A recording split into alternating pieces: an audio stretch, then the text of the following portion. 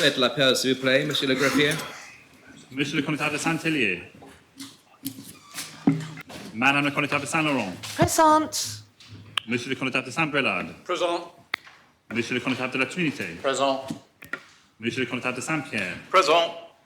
Madame le connétable de Saint-Martin. Présente. Monsieur le connétable de Saint-Jean. Présent. Monsieur le connétable de Saint-Clément.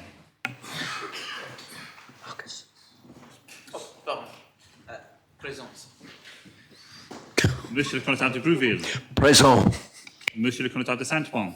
Présent. Monsieur le connétable de Sainte-Marie. Présent. Monsieur le connétable de Saint-Sauveur. Présent.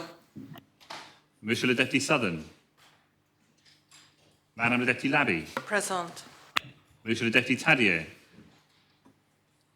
Monsieur le deputy Luce. Présent. Madame le deputy Doublé. Présente. Monsieur le deputy Morel. Présent. Madame le deputy Lehegera. Monsieur le deputy Ayer. Monsieur le deputy Ward. Présent. Madame le deputy Owls. Présente. Madame le deputy Gardner. Monsieur le deputy Gorst. Présent. Monsieur le deputy Farnham. Madame le deputy Moore. Monsieur le deputy Mezek. Présent. Monsieur le deputy Ozef. Monsieur le deputy Balash. Présent. Monsieur le deputy Coles. Présent. Madame le deputy Poré. Monsieur le deputy War. Madame le deputy Miles. Présente. Madame le deputy Scott. Présente. Monsieur le deputy Renouf. Madame le deputy Curtis. Madame le deputy Feltham. Présente. Madame le deputy Binet. Madame le deputy Jeune. Présente. Madame le deputy Miller. Présente. Madame le deputy Howell. Monsieur le deputy Binet. Monsieur le deputy Ferry. Présent. Madame le deputy Kovac. Monsieur le deputy Curtis. Madame le deputy Ward. Présente. Madame le deputy Wilson. Madame le deputy Stevenson. Présente. Monsieur le deputy Andrews. Monsieur le doyen.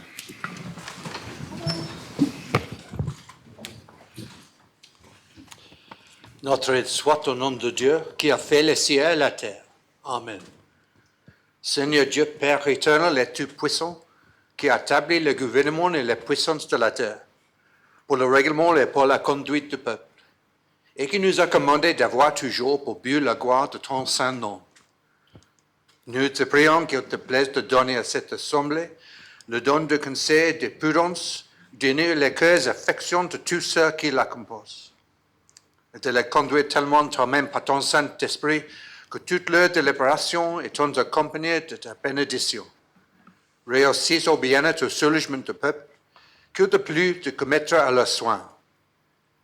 Car nous t'en prions au nom et par le mérite de ton Fils bien-aimé Jésus-Christ, notre Seigneur, qui nous a enseigné à t'invoquer en disant: Notre Père, qui es aux cieux, ton nom soit sanctifié, ton règne vienne, ta volonté soit faite sur la terre comme au ciel.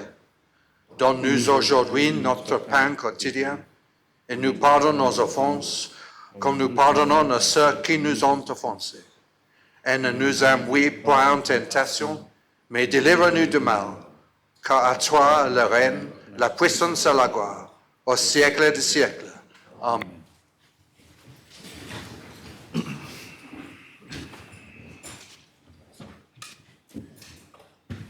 Monsieur le connétable de Saint-Hélier. Monsieur le deputy Southern. Présent. Monsieur le deputy Tadier. Monsieur le deputy Ayer. Madame le deputy Gardner. Malade. Vous jurez que Madame le deputy Gardner est tellement indisposée qu'elle ne peut pas assister aux états sans exposer sa santé. Monsieur le deputy Farnham. Présent. Monsieur le deputy Ozef. Vous jurez que Monsieur le député Joseph est tellement indisposé qu'il ne peut pas assister aux États sans exposer sa santé.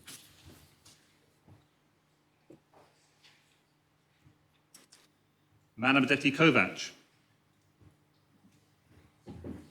Defo.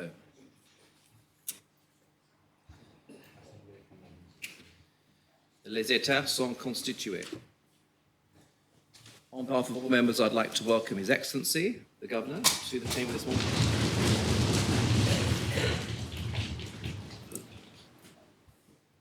Going to the consolidated order paper, there are a number of subordinate enactments listed under B, a number of documents presented or laid under C, and under D, the following propositions have been lodged.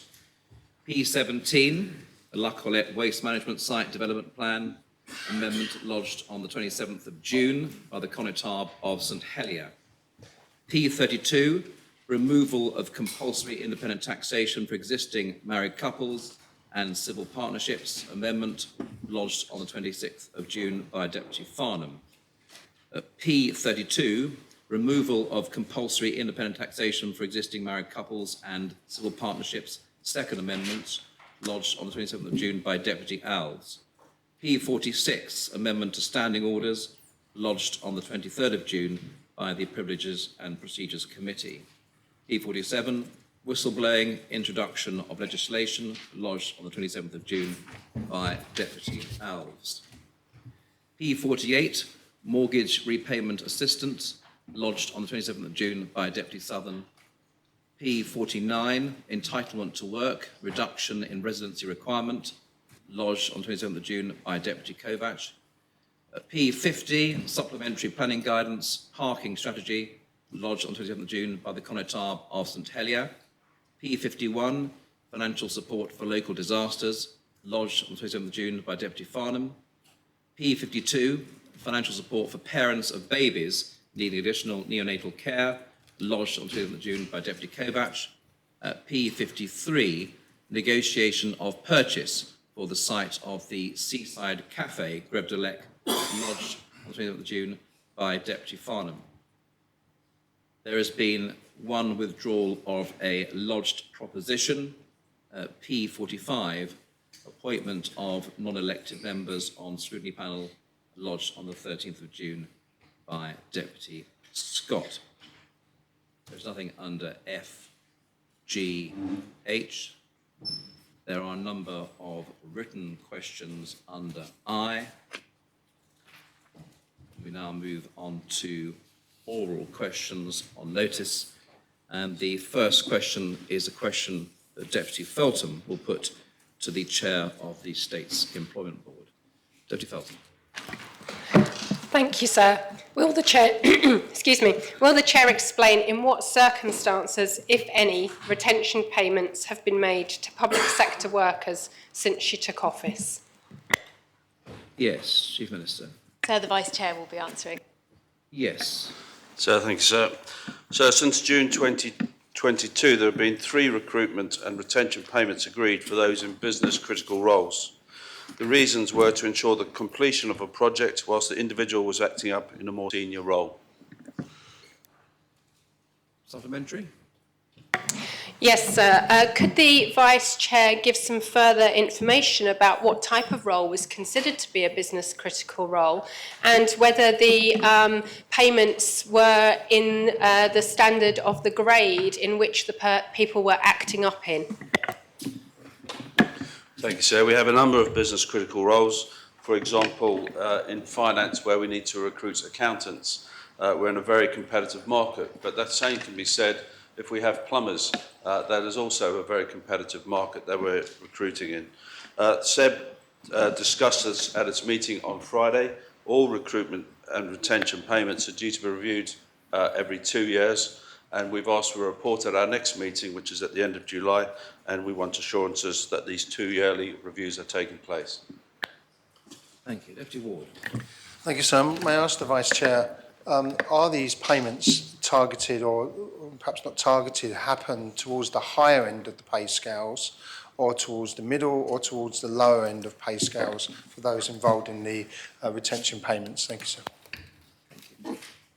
Thank you, sir. It's my understanding that it's across grades, and in some cases it requires us to look at regrading jobs. So as I've mentioned earlier, it could be an accountant, it could be a plumber.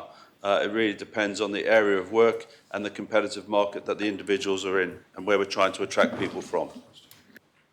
Yes. Thank you, sir. I'm not talking about, sir, I wasn't asking about theoretical what happened. I'm asking what actually happened. And can I ask the Assistant Chair whether the payments that were given were within the higher bands or the lower bands in terms of their retention, i.e. whether they're the most highly paid? Vice Chair. So none of these retention payments have come to the State Employment Board, so therefore I believe they would be under the £100,000. I'll need to get clarification on that, sir. But as I said earlier, it covers a whole range of jobs that we have in the public service. Deputy Thank you, sir. Just to take things back to basics, is it fair to say that the retention payments are there to stop people leaving their jobs, the people who would otherwise be leaving, given a retention payment so they stay in their jobs? Vice Chair. I believe that would be what a retention payment would be for, but also there's mentioned our recruitment payments, which would be to attract people in the first instance.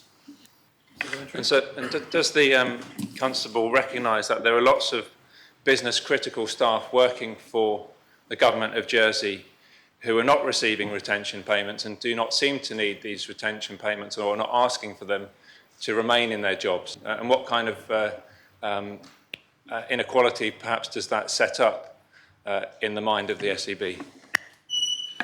Thank you, sir. Yes, of course, the majority of our staff do not receive recruitment or retention payments, but we do offer a competitive package right across the areas that we have in the public sector. And where we have a competitive area, if we need a plumber, for example, in the hospital, we need to retain plumbers. We are trying to insource jobs where it's feasible and not rely on agencies or outsourcing. Thank you, sir. Deputy Sutherland. Sir, the inference, I believe, that we've got from the answer supplied was that officers could spend 2 years neither promoted nor otherwise regarded acting up. Is that normal practice? And if so, is it something that should be normal? Thank you, sir. We are, as a State Employment Board, we are reviewing this. As I said earlier, we've asked for a report at our next meeting. I believe that 2 years is too long. We've put a lot of emphasis on objectives and appraisals, and it's another area that we are looking at following this being brought to our attention. Supplementary. Having looked at what the current practice is, will the Minister, the Assistant Minister, return to the House and inform members what's been going on? So I'd be happy to return to the House in September and advise of our updates from our end of July meeting, sir. Deputy Coles. Thank you, sir. Will the Vice Chair confirm that the retention payments are made within the civil service pay bands? So my understanding is that the payments are over and above the pay band that the job is evaluated at. Supplementary. Deputy Feltham, final supplementary. Thank you, sir. I think in one of the Vice Chair's answer, I also heard him refer to recruitment payments. So given that there appears to be existence of both recruitment payments and retention payments, is he admitting that the government pay is purely not competitive in this very tight labour market? So our pay is incredibly competitive if you take the whole package into account. Our pay includes a very generous pension scheme, in some cases a final salary pension scheme. But in some areas where we're competing, for example, with the finance industry for an accountant, we have got a very tough job to recruit people, and therefore the payment is necessary in some cases. Thank you, Vice Chair. The second question, Deputy Howell will ask of the Minister for Health and Social Services. Thank Deputy you, Howell. sir. Thank you, sir. Further to the Assembly's vote on Health and Community Services Interim Board, P19/2023, and the establishment of an interim non-statutory advisory board, will the Minister commit to ensuring that no legislation is developed to place the board on a statutory basis until the 18-month life of the advisory board has passed and there is an opportunity to review its operations? Thank you, sir. Minister. Thank you, sir. Thank you, the Deputy, for a question. Of course, I will commit that no legislation will be proposed until after the Assembly has reviewed the work of the board in 18 months' time and its terms of reference. Supplementary. Thank you. I just said I understand it wasn't proposed, but will she commit to not developing any legislation? Thank you. Minister. So I'd like to just repeat what I've said, that the terms of the reference of the board are clearly outlined, and what I will commit to is bringing proposals to the Assembly for further debate and discussion in 18 months' time after the terms of reference and operations have been reviewed during that period. Thank you. The third question, Deputy Scott will put to the Chief Minister. Deputy Scott. Thank you, sir. Will the Chief Minister identify for members what she assesses to be the best example of cost saving achieved by the government in the last 12 months? Chief Minister. I thank the Deputy for the question. Shortly after entering government and realising that the rebalancing programme of the previous government was not delivering the significant savings that it had promised, we decided to take a different approach and have focused particularly through the Cabinet Office and the Treasury team on a value for money project. Also, through the excellent work of the delivery unit within the Cabinet Office, a number of streams of work have been undertaken that drive value for money, and in particular better results for our workforce, and I'm extremely grateful to the delivery unit for their work. They are now delivering an £80,000 a month saving in accommodation costs, because previously accommodation was being funded through temporary accommodation, and through this piece of work we now have a much better allocation of accommodation for key workers in particular, sir. We also are focused, of course, on going forward, and the Health Turnaround team have a financial business plan which will deliver a £20 million saving annually within the next 3 years. Supplementary. Yes, sir. Could the Chief Minister please expand on how the temporary accommodation costs have been saved? Gladly, sir. So until recently, we had a situation where, for example, nurses were having to spend parts of their shift making calls to hotels to arrange accommodation for their colleagues, and we are now developing a centralised accommodation service and more permanent accommodation. We've released over 100 units of accommodation in some Andean properties, but also by redeveloping Westaway Court and making that suitable for our much needed key workers, so that they have a stable source of accommodation when they first arrive here to deliver the much needed services that they bring their skills here to help us with. Thank you. Deputy Tadia. Does the Chief Minister accept that there are perhaps two types of cost saving? There's short term and there's longer term, and that when it comes to longer term savings, that often upfront investment is needed. So could the Minister give examples of areas that she thinks investment either has been made or is desperately needed in order to save cost terms, both financially and human, in the future? Thank you. So the purpose of the delivery unit is exactly that, to go in and identify ways of working that improve efficiencies, and then they hand over to that team to develop within their business as usual, and so that those new ways of working, those new practices are embedded within the organisation and long-lasting.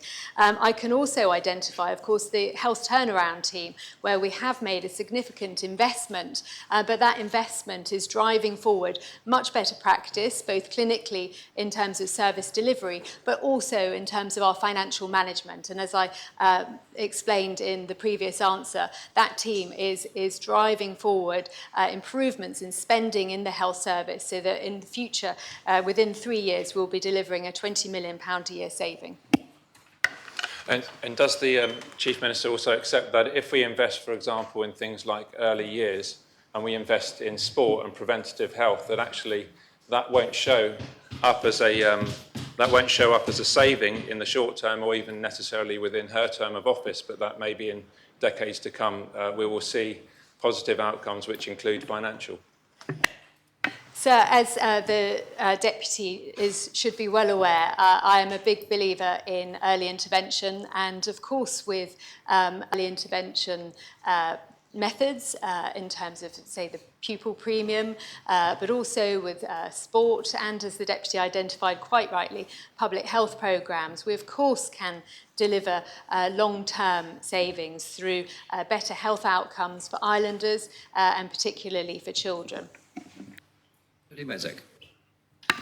Thank you, sir. In an earlier answer, the Chief Minister referred to the Value for Money programme, which in the most recent government plan outlined an ambition for £10 million of savings to be achieved year on year, the future years of which didn't have a single penny of that substantiated in that plan. Given the Fiscal Policy Panel has said that savings should not be provided for in a government plan where they can't be identified where they are going to be found, will the Minister commit that the next part of the government plan will not contain any plans for value for money savings where she can't point out exactly where those pennies will be found? As I think I've outlined, we are already driving value for money savings through simple changes to practice and improvements for both service delivery and key workers and public servants. In terms of the Deputy is quite right in raising his question, but that is why the Value for Money programme is expressed as it is and has a very simple target which is achievable and one that will as we progress with some time, it will be deliverable. Thank you, sir. That wasn't anything close to an answer to my question, which was about whether she commits that in future government plans, the Fiscal Policy Panel's recommendation that it should not include value for money savings where the government cannot substantiate exactly where those savings are coming from, which they recommend for all the right reasons about the negative side effects that can have on other services if the savings aren't delivered. Could she answer that question and say whether she commits that she accepts that recommendation and those savings won't be in a government plan if they're not substantiated? So forgive me if I wasn't clear enough, but I can simply repeat that I agree with the FPP and their suggestion. It is most sensible. We have only had a year in office so far. We've identified that what went before wasn't working and that a new approach is required. Therefore, we have put forward a sensible target that is achievable, and we've identified already in previous answers to questions how we are achieving that, and we will continue to move forward so that in future we can identify the savings that will be delivered. But at the moment we have set an achievable target that we are well on progress to delivering. Lily Feltham. Thank you, sir. Could the Chief Minister give the Assembly an idea of what criteria she used in order to determine which was the best example that she would use in answer to the original question? I thank the Deputy for her answer. I have been most impressed by the delivery unit and the dedication with which they have taken on the task of their work. It is challenging work, but we are really proud of what they're delivering. I think that it is for that reason that I wanted to identify it so I could share with the Assembly this good work. They are a great example to everyone in the public service, and I simply am so proud of it that I wanted to share it with the Deputy. Parliamentary. Thank you, sir. I think we heard here that there was no assessment criteria. So perhaps the Chief Minister would be able to provide the Assembly what she means by the definition of value for money and how she defines it.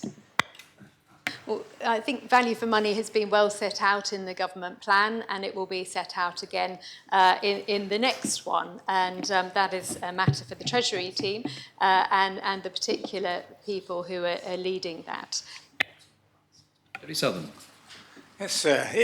Is it not the case that value for money is merely another set of words which means savings? So value for money savings is redundant. Can the Minister point to one particular value for money saving that where she has seen investment now to gain benefit later amongst the value for money savings that she's talking about? Chief Minister. Gladly, sir. I think I've already done that, but I can, of course, give the Deputy some further examples, because value for money is simply doing things smarter, doing things better. So if I can again identify the good work of the delivery unit, they have spent a considerable amount of time with the People Hub, refining and improving our recruitment practices so that the process of onboarding people into much needed roles in the organisation is smoother, slicker, and actually helps the person applying for the job feel a part of our organisation right from the very beginning. And that, of course, drives value. And the process is, of course, less burdensome, so therefore administratively more efficient, but not necessarily with a distinct saving. I can also point, sir, to the £800,000 saving that has been made in the past year by reducing the use of 0 hours agency staff by employing people on permanent contracts. And I'm sure the Deputy will see that that is indeed a step in the right direction. Also, another example would be, and going back to recruitment, a greater use of our in-house talent and the recent recruitment process for our interim chief executive cost 2/3 less than the previous one. Parliamentary.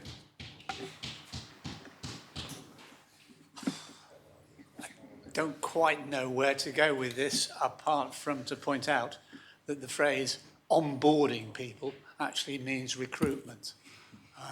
I'll leave it there. Is there a question there? No.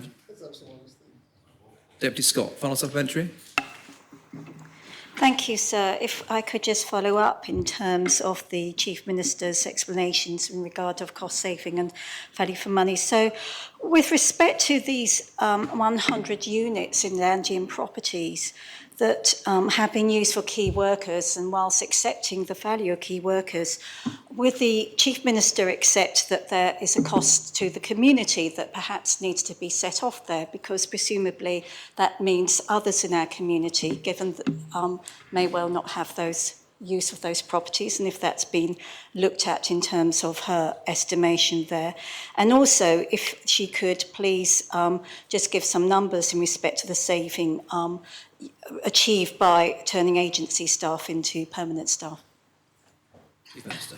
I think the Deputy will agree that bringing people to the island with the skills that we need to deliver much needed services, particularly in health and education, is a benefit to our community. If we take the Westaway Court, there was an investment there from the infrastructure team, but that brought back to life a building that had been left empty for at least the past 4 years, and now it is home to over 53 people. And that, of course, is a positive thing. Yes, there are some units of Andiums that are now being used for this programme. But again, I return to the point that the benefit to our wider community is of a great value. And we have also carefully managed the impact on our gateway and our waiting lists. Thank you, Chief Minister. The fourth question, Deputy Southern will ask of the Chief Minister. Deputy Southern. Thank you, sir. Will the Chief Minister explain what evidence is available to measure how the relative poverty of children in households with an income below 60% of median earnings has changed over the past decade, and what action, if any, she will take to ensure that the level of this poverty reduces over the next 3 years? Chief Minister. As members will be aware, Statistics Jersey recently published a report on household income distribution based on data collected between October 2021 and November of last year. I'm grateful to the stats team for their detailed analysis, which includes statistics on the number of children living in a household with an income below 60% of median. My written answer to question 294 on this subject provides a comprehensive analysis of these figures, which generally speaking can be described as fluctuating. The government has set an ambition for all children and young people to have the best start in life, recognising that the early years have a lasting impact and that being loved, being listened to and receiving a good rounded education are essential to future life chances. Measuring income levels is one important aspect of understanding the support provided to children, but there are many other aspects of government policy which can also directly benefit children. The government is committed to improving the education that our children receive, improving the housing that they live in, improving the healthcare they receive, and maintaining a strong economy to give them the best chance of a successful life in the island. Supplementary.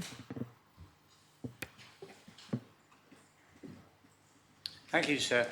In her answer, written question 294 that she mentioned, she talks about safeguarding a strong economy and maximising job opportunities. Does that involve a move to the living wage at this stage or remaining with the minimum wage? And over what time period? Chief Minister. Well, a strong economy, sir, of course, enables people to benefit from social mobility, and pay is an important part of that. And I think the Reform members will be quite well aware that last year they committed to a £10 minimum wage in their manifesto. And when we entered government, the Social Security Minister increased the minimum wage to £10.50. That, sir, was a great move in the right direction. We are committed to the living wage and living wage employers. Of course, we are, and we have committed to moving towards that in a measured way that is achievable for employers, so that they can better benefit both children and their families. Deputy Ward. Thank you, sir. It's good to hear that the Chief Minister has a manifesto to follow. So can I ask the Chief Minister, given that children in poverty is one of the issues, would the Minister agree that when families are on income support and then have to make a repayment which takes them below those thresholds if they have children, or indeed, sir, if they have to pay off loans for carpets which were not cancelled by her government, sir, does that not increase child poverty? So we focused on putting more money in people's pockets, and that last year began with our mini budget, which increased tax allowances for those on the lowest of wages, and we've increased them, as the Deputy will know, to £18,500, and we'll be looking to do more as we can in this year's government plan. There was a good debate in the last sitting with regards to the carpet issue that the Deputy raises, and I think what was agreed in that debate was that there would be a further discussion about how that issue in particular can be better dealt with. Supplementary. Thank you, sir. One of the issues in that debate was that we can't cancel current loans because the computer system will not allow it. It will take too much staff time. Does the Chief Minister really believe that that is a relentless focus on reducing poverty when the systems that are in place are simply used as obstacles to reduce that poverty? Thank you, sir.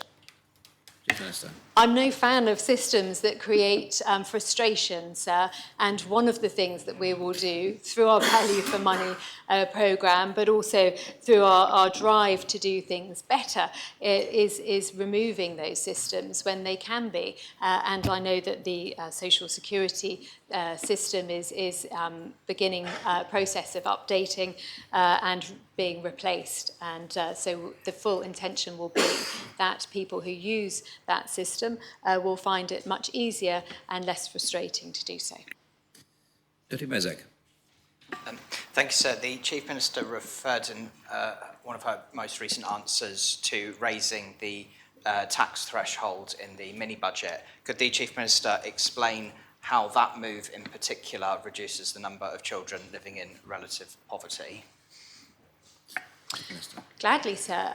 By increasing the tax allowance, it means that people who are paying tax pay less tax, and that has a particularly beneficial impact for those who are earning the lowest wages, because as a percentage they pay less tax given the additional allowance that is being granted to them.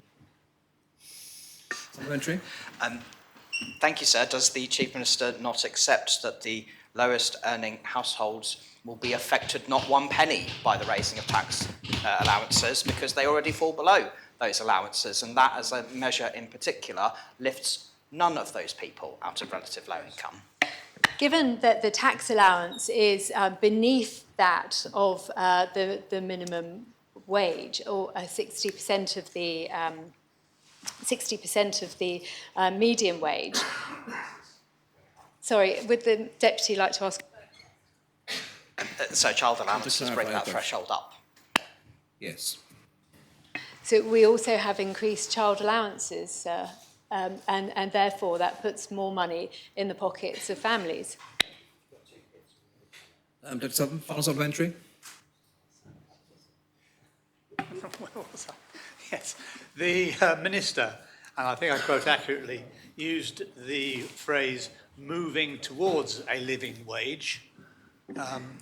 Would she refine that answer in order to give business more certainty as to how long it's going to take before we adopt a living wage?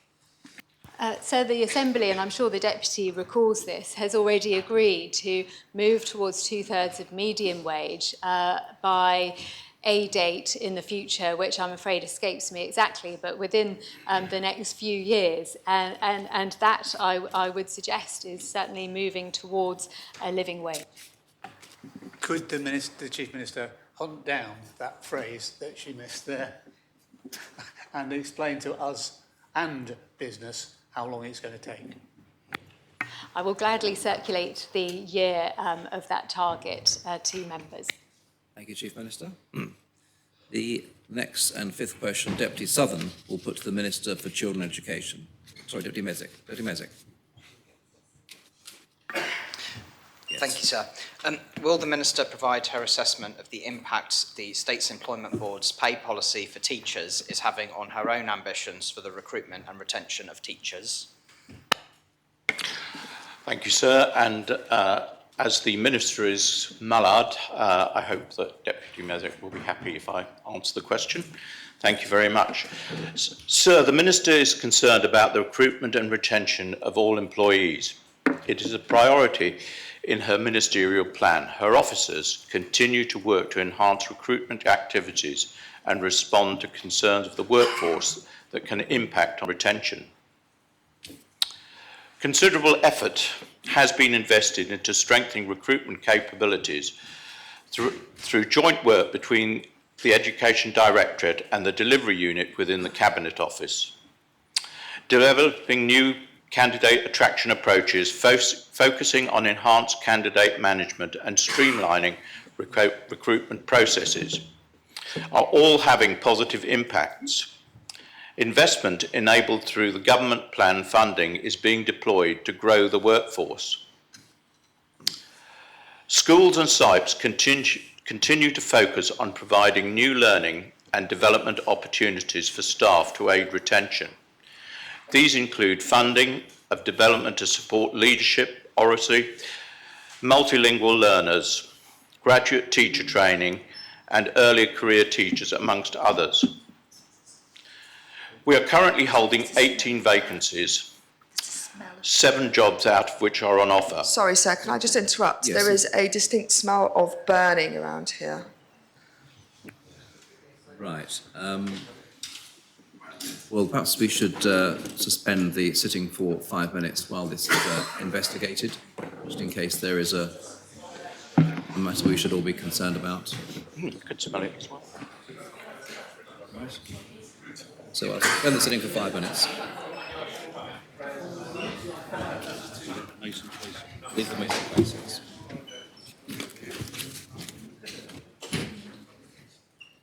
Quick.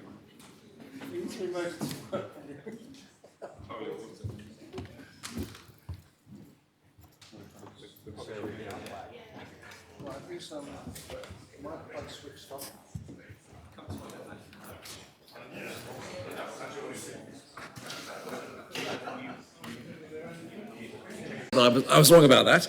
And we'll continue with the answer from the Conotar. Surely, sir, it was the answer that set the house on fire. Right, so I'll start the paragraph again that I was on. We're currently holding 18 teacher vacancies. 7 of these jobs are out on offer. 18 vacancies is just 2% of the headcount of the workforce. Our teacher attrition ratio for the past 12 months is the lowest it has been for 4 years, at just 3.6%. We have 88 more teachers than we had in 2014.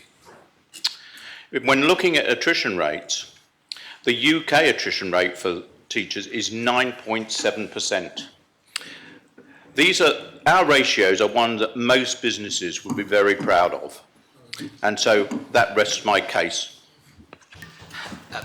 Sir, a point of order. My question was about the Minister's assessment of the impact on the SEB policy on recruitment and retention, and the Assistant Minister appeared to mention everything but what my question was actually about. Well, it's simply a question of asking the same question again, isn't it? Yes, sir, but I'd like to ask you to refer to the standing order to require that so I don't lose my supplementary getting an answer that I should have got the first time round.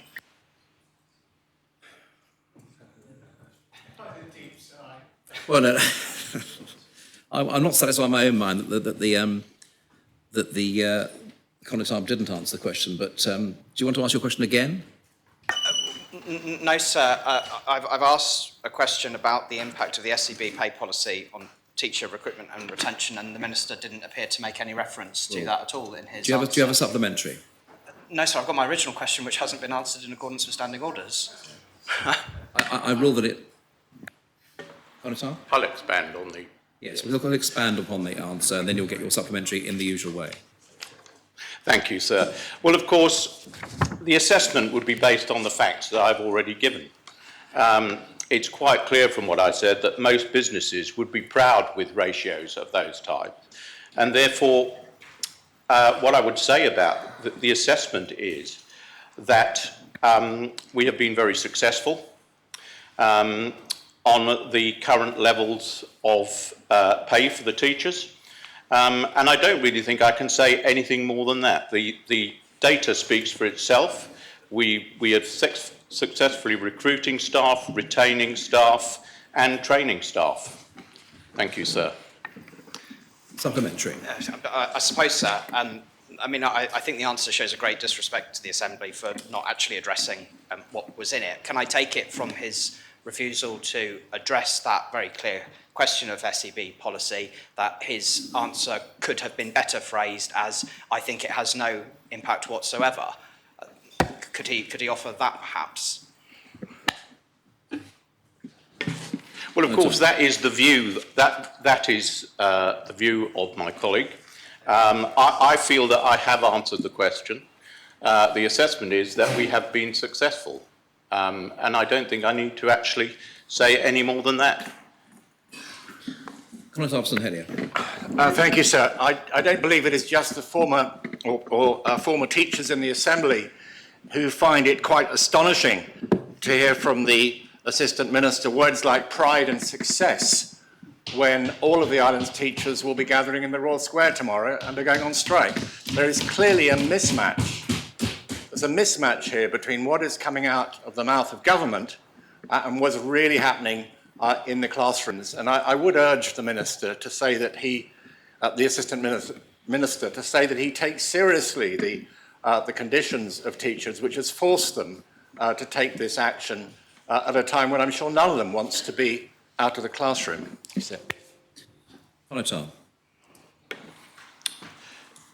Thank you, sir. Sir, I support the teachers every day. They do a very important job and are dedicated to their roles, which makes such a difference to so many lives.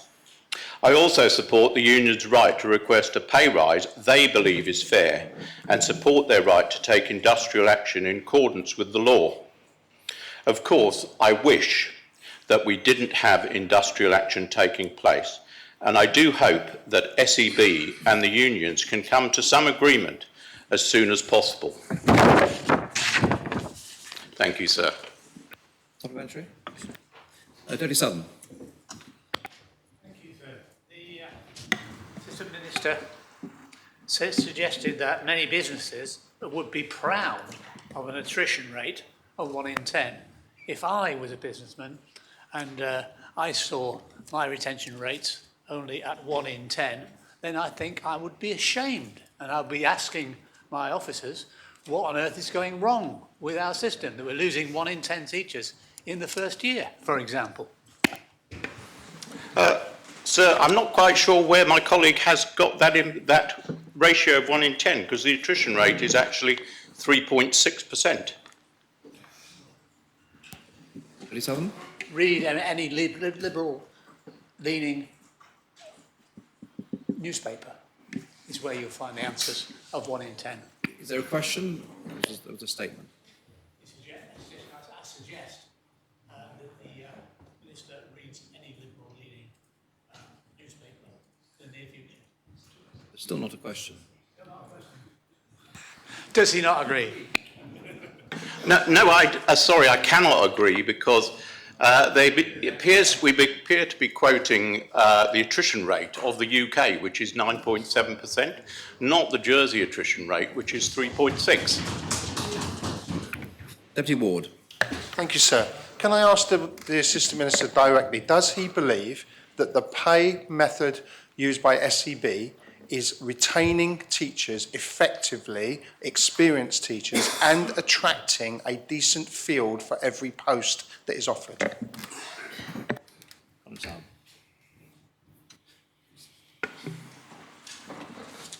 Thank you. Once again, I would go back to the success of both our recruitment and retention, and that is taking into account the State Employment Board's pay policy. We currently have 2% teaching vacancies. It's actually, if we allow for the fact that 7 of the 18 vacancies are actually out to offer, it's even less than that. An attrition rate of 3.6%, which is almost a third of that of the UK government. I am fully aware that one vacancy in a school can have an impact and that some schools will have more vacancies than others. And this is why we're working hard on our retention and recruitment. But I cannot accept that the State's Employment Board policy has had a particularly negative effect on our attempts for recruitment and retention. Supplementary. Thank you, sir. May I ask the Assistant Minister, does he understand or agree that by having a reduced pay increase for the most experienced members of staff, that is actively affecting retention rates of the most experienced staff on this island? On a time. Well, I would have to ask my colleague the data that he's based that on, given that we have a low attrition ratio of 3.6%. Now, if he has some data, if he can bring it forward, I'm happy that we'll check that and establish what the discrepancies are. Thank you, sir. Lottie Feltham. Thank you, sir. I'd like to ask the Assistant Minister for some further clarification on the attrition rate, in particular whether the rate that has been quoted includes teachers that may well be leaving at the end of this term. On a time. Well, the attrition rate I have is for the last 12 months, so it will not see into the future. But I'm happy to forward or get the officers to forward any additional information they might be aware of on potential job losses in the forthcoming months. Supplementary. Thank you, and I'd welcome that information from the Assistant Minister because I think that might give us a better picture of the attrition rate. Given that the Assistant Minister doesn't have that information in front of him, has he been briefed by officers about what a forecast might be about the level of vacancies that they might be expecting come September? I have, sir. The 18 vacancies that I quoted are actually what is predicted for September. Deputy. Thank you, sir. So it seems to me that for teaching staff and for their unions that retention and recruitment is an issue. And with that in mind, will any of the ministerial team be attending tomorrow's rally to listen to the concerns of teaching staff and their unions? And if not, why not? Thank you, sir. I'm always happy to meet staff and hear their concerns on behalf of the ministerial team. It is important for me to say that I recognise and appreciate the hard work and dedication of our teachers and lecturers. As a constable, as the Deputy is aware, negotiations on pay are carried out between unions and the State's Employment Board. And they are not something that I am part of, but I am happy to talk about wider conditions that may be discussed when the unions meet either myself or the Minister. Thank you, sir. I did enjoy that answer. Those are all wholesome facts which one would expect from an Assistant Minister, but I'm not sure if he said whether anyone would be attending the rally tomorrow from his team, which was, of course, the original question, and if not, why not? So I think I did answer that. I said that I was willing to meet the staff. Well, you didn't answer the question. The question was a simple one. I mean, are you or members of your team going to the rally tomorrow? Well, it's a yes or no. Well, if as I leave this building the rally is going, then I will speak to teachers and the union. That will be, So I would say that that's yes, but of course we are in this assembly tomorrow. So my opportunity would be when we leave this assembly tomorrow. Thank you, sir. Thank you. Deputy Luce. Thank you, sir. And regardless of the Assistant Minister's data on attrition and retention, recruitment, pay rates and pay policy, does the Assistant Minister agree that as things currently are structured, it's impossible for teachers to complete all the work required of them during the working day, and they have to work weekends and evenings to achieve what they are asked to do?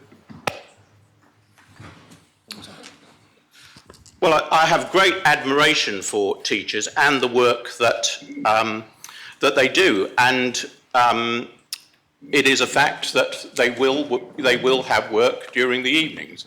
But I think that that's recognised as part of the job that they do, just as many of us as politicians have to work in the evenings. I mean, I myself worked, long into the evenings on at least 2 or 3 days last week. And I don't think that that is particularly unusual. Thank you. Supplementary? Final supplementary, Deputy Mezek?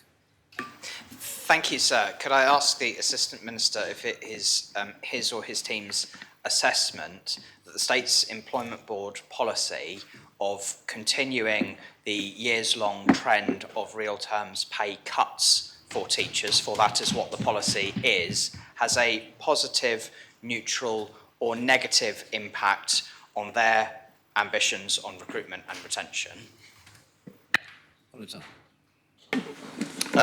So I thought we had already answered that. However, I will go back to the data that we have. We've got improved recruitment and retention rates, which are actually, despite what one of my other colleagues said, are ones that actually some businesses would be proud to have. They are quite low rates, and therefore I do not remuneration or it isn't only the pay aspect, it's the whole package. And therefore I don't particularly think that the SEB's policy has negatively impacted our attempts at recruitment and retention. Thank you, Colin. The next question, question 6, Deputy Coles, will put to the Minister for External Relations. Deputy Coles. Thank you, sir. Further to comments by the Chief Officer for External Relations during a Public Accounts Committee public hearing that several agreements have recently been signed with France, will the Assistant Minister provide details of these agreements and their benefit to islanders? Yes, Deputy Gorse. Thank you, sir. In 2023, the following have been signed with partners in France: a memorandum of understanding with the region of Brittany, a renewal of the memorandum of understanding with the Department of Ille-et-Vilaine, and a renewal of the memorandum of understanding with the University of Caen. These are all at the regional level, but have been signed with the overall context of the important Jersey-French bilateral relationship, which is a priority for this government. They strengthen our regional links with France and provide a framework for closer cooperation in areas including education, culture, art, heritage and sport. Such links are vital, promoting people-to-people links which help our young people develop mutual understanding and provide opportunities to learn from one another. Thank you. Supplementary? Yes, thank you, sir. Will the Assistant Minister I'll confirm whether any of these agreements were going to be passed on to, information on these agreements were going to be passed on to Assembly members? My recollection is that they are generally made public. They're not just Jersey partnerships. In the case of the first one, that's partnership, as I said, with the region of Brittany, including Jersey, states of Guernsey, and associated signatories of the states of Alderney and the Chief Police. Same with the second one with the Department of Ille-et-Vilaine, that's Jersey and Guernsey, states of Alderney and again Chief Police. The one with the University of Caen is between the University of Caen and Jersey. I will, if they haven't been put into the public domain, make inquiries. Deputy Sadia. The first question, sir, is to ask between which departments are all of these? He said between University of Caen and Jersey, but University of Caen is an institution and Jersey is an island. So can you give examples of which departments all of these have been made by? Well, as the Deputy will be aware from my listing of the signed agreements, it's not the same in all cases.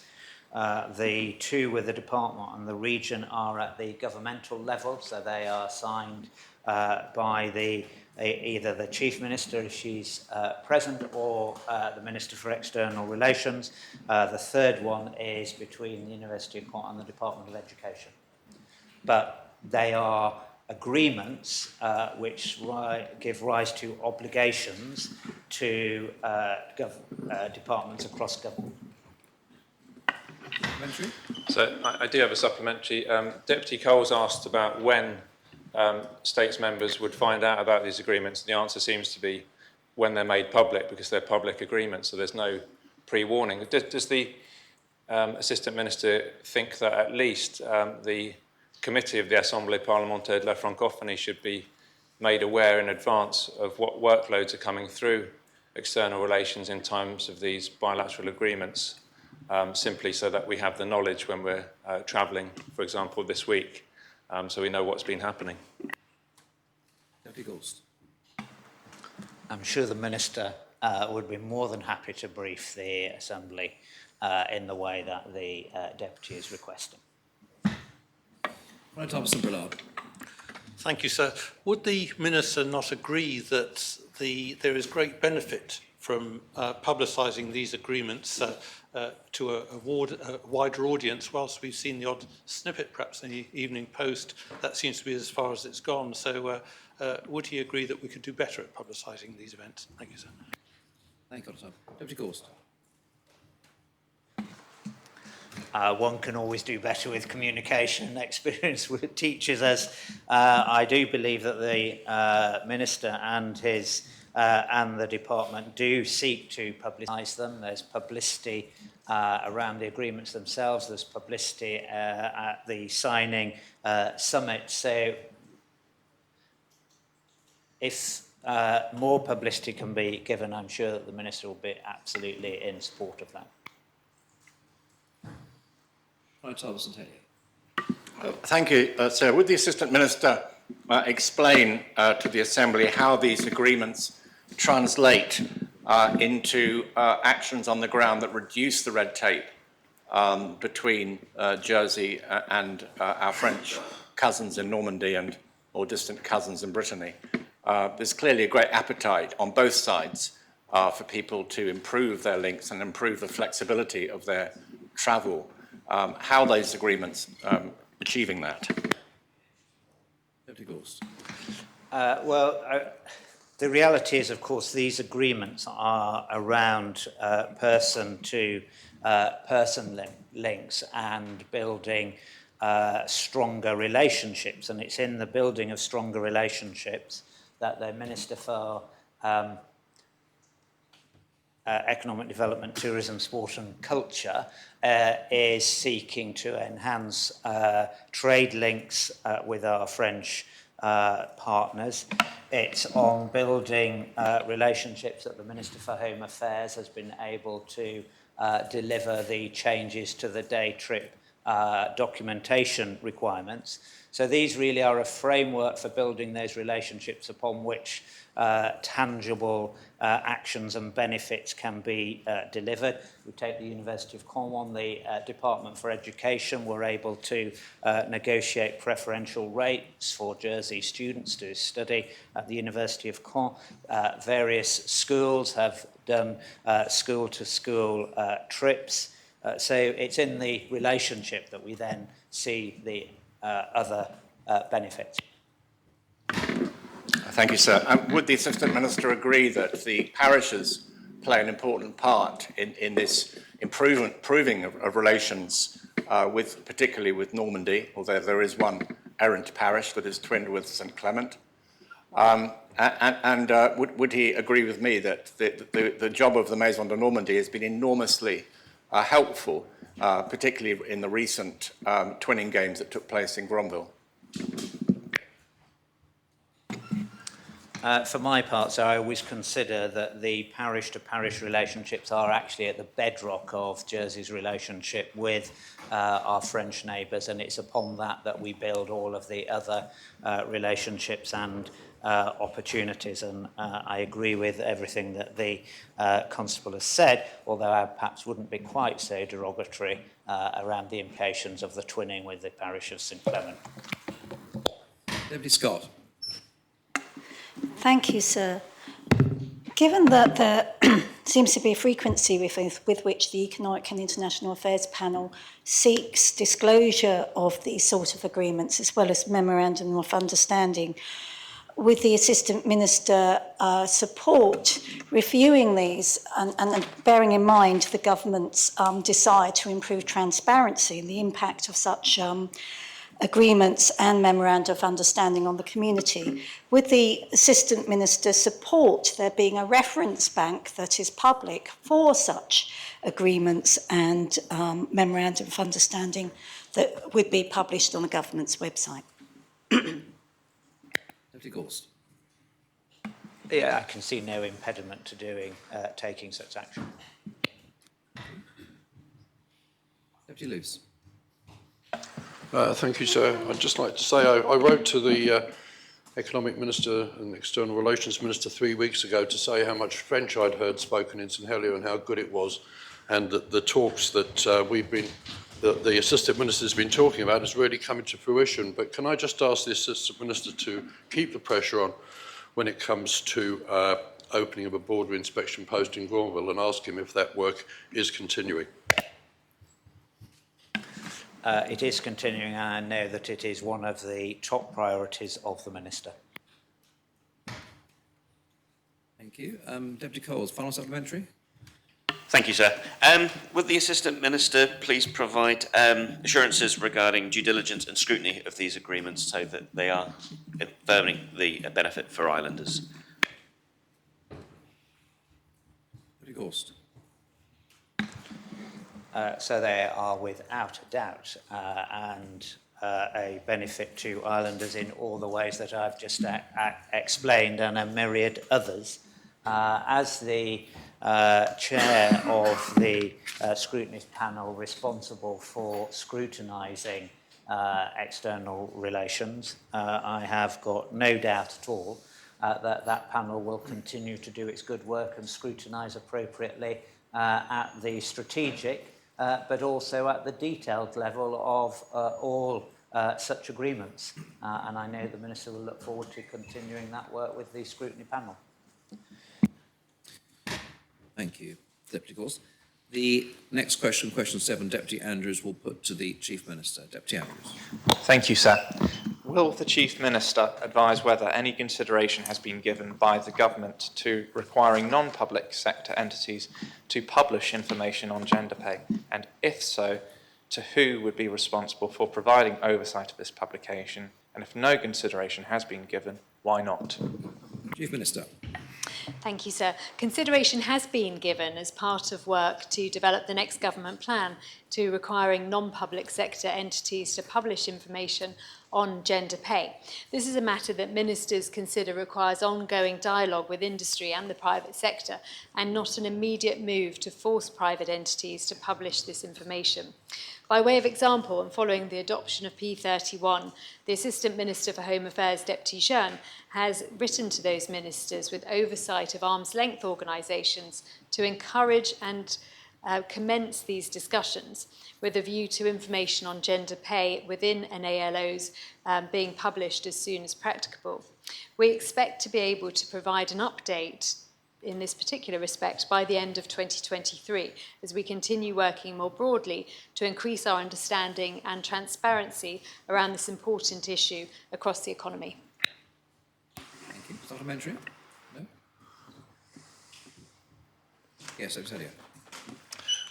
Does the Chief Minister accept that in addition to the potential for a gender pay gap, there is also the possibility, both in the public sector and non-public sector, for pay gaps to do with other minority traits such as ethnicity, disability?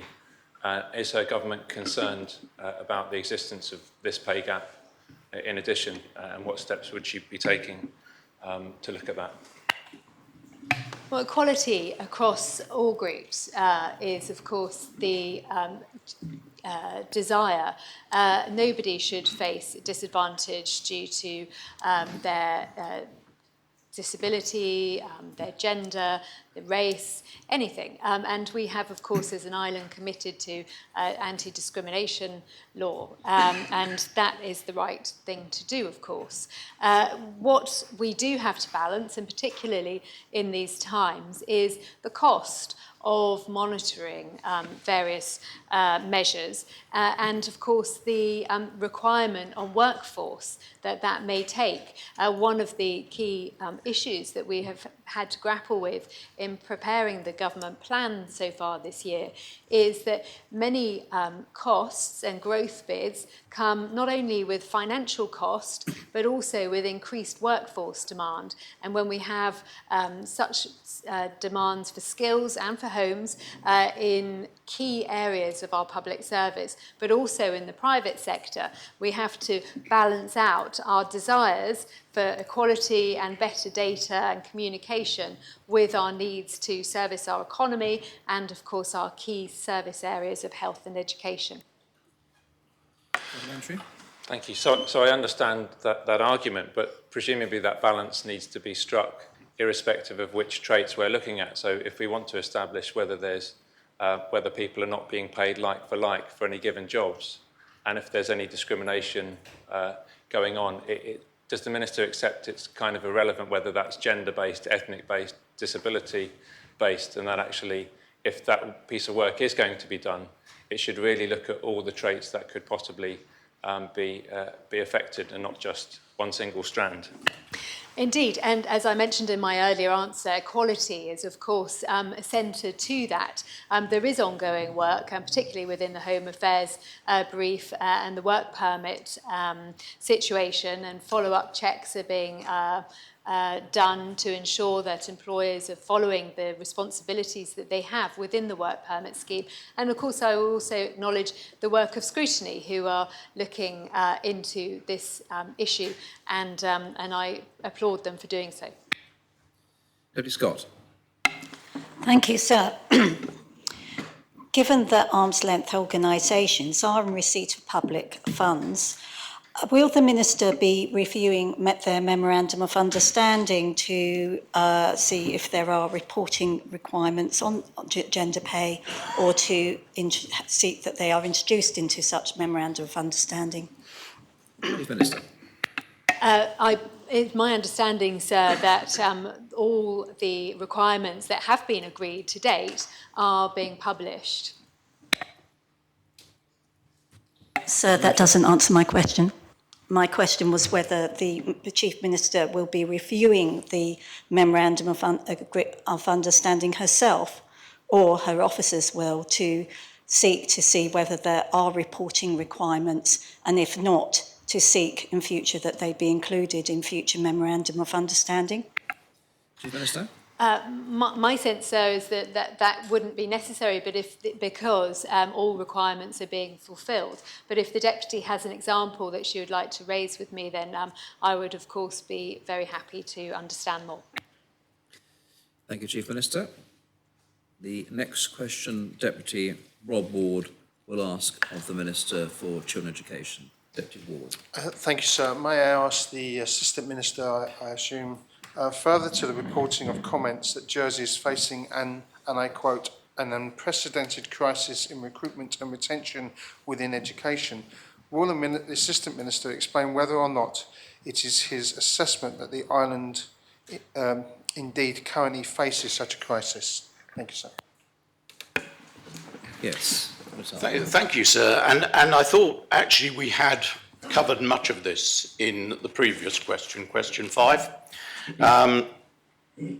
Recruitment has without doubt become more challenging in recent years, as there is a teacher shortage across the UK, especially in some subjects such as science and maths. As advised earlier in my answer to Deputy Mezik's question, we have strengthened our recruitment capabilities through joint work between the Education Directorate and the Delivery Unit within the Cabinet Office.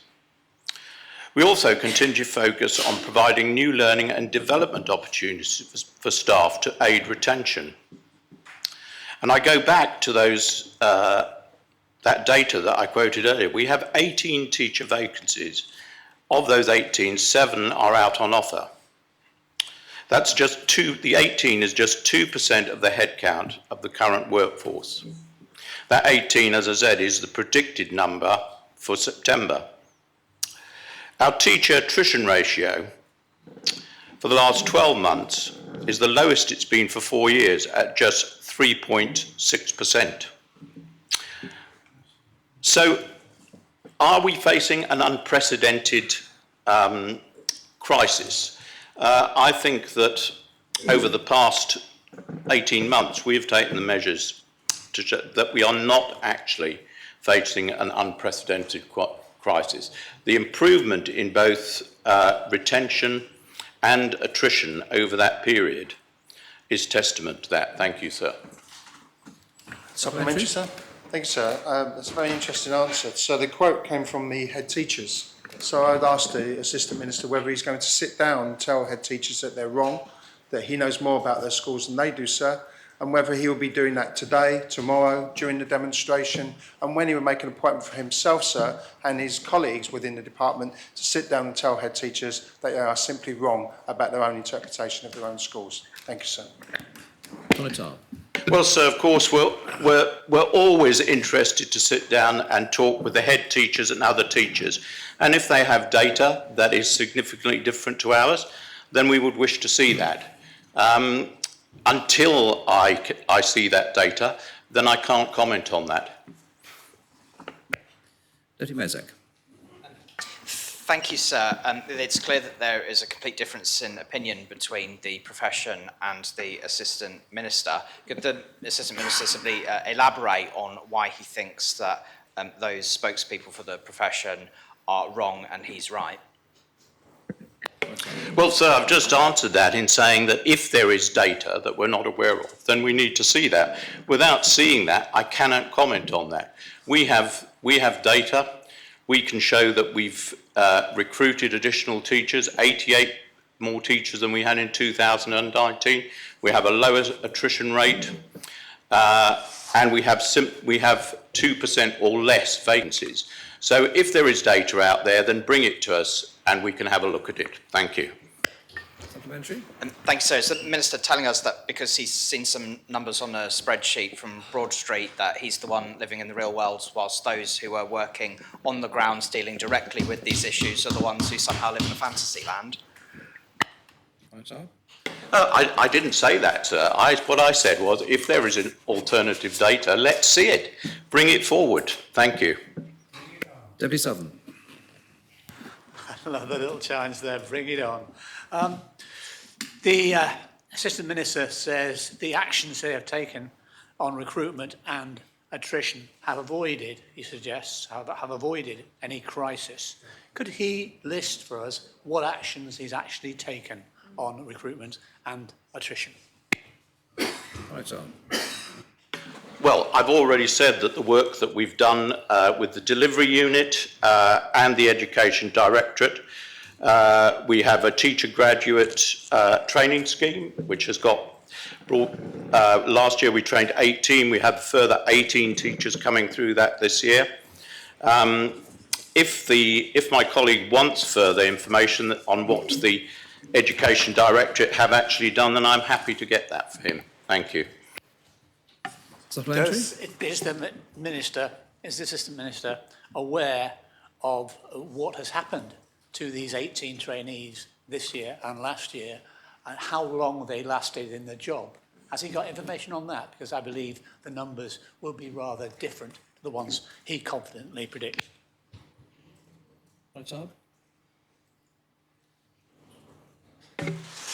Sir, I don't have I don't have those figures in front of me.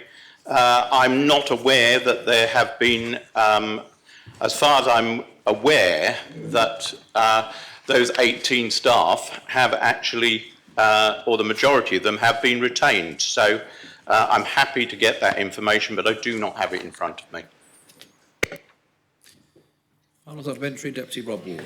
Thank you, sir. Could I ask the Minister to give a time and a date when he will sit down with teachers and head teachers and perhaps do a tour of schools and explain to them why their belief that they're facing an unprecedented crisis and recruitment and retention with education is so wrong. Thank you, sir. Sir, at this point, I cannot give a date and a time, but I will ask for a meeting to be set up. But at this point, I can't give a date or a time, and whether the Minister may actually wish to do that rather than myself. Thank you, Conor. The ninth question, Deputy Owls, put to the Minister for Health and Social Security. Deputy Owls. Thank you, sir. Will the Minister advise what the current waiting time is for MRI scans and explain how patients are prioritised on this waiting list? Thank you, sir. Thank you, Minister. Thank you, sir. The most available current data we've got is of the 17th of May, 2023, and shows the average waiting time for an MRI scan for patients seen in the previous 3 calendar months, which is February, March and April. And what I can say is that there are 158 patients who were triaged as urgent. The waiting time averages at 17 days. 190 patients were triaged as soon, with an average wait of 48 days, and 54 patients were triaged as routine, with an average wait of 169 days. Thank you.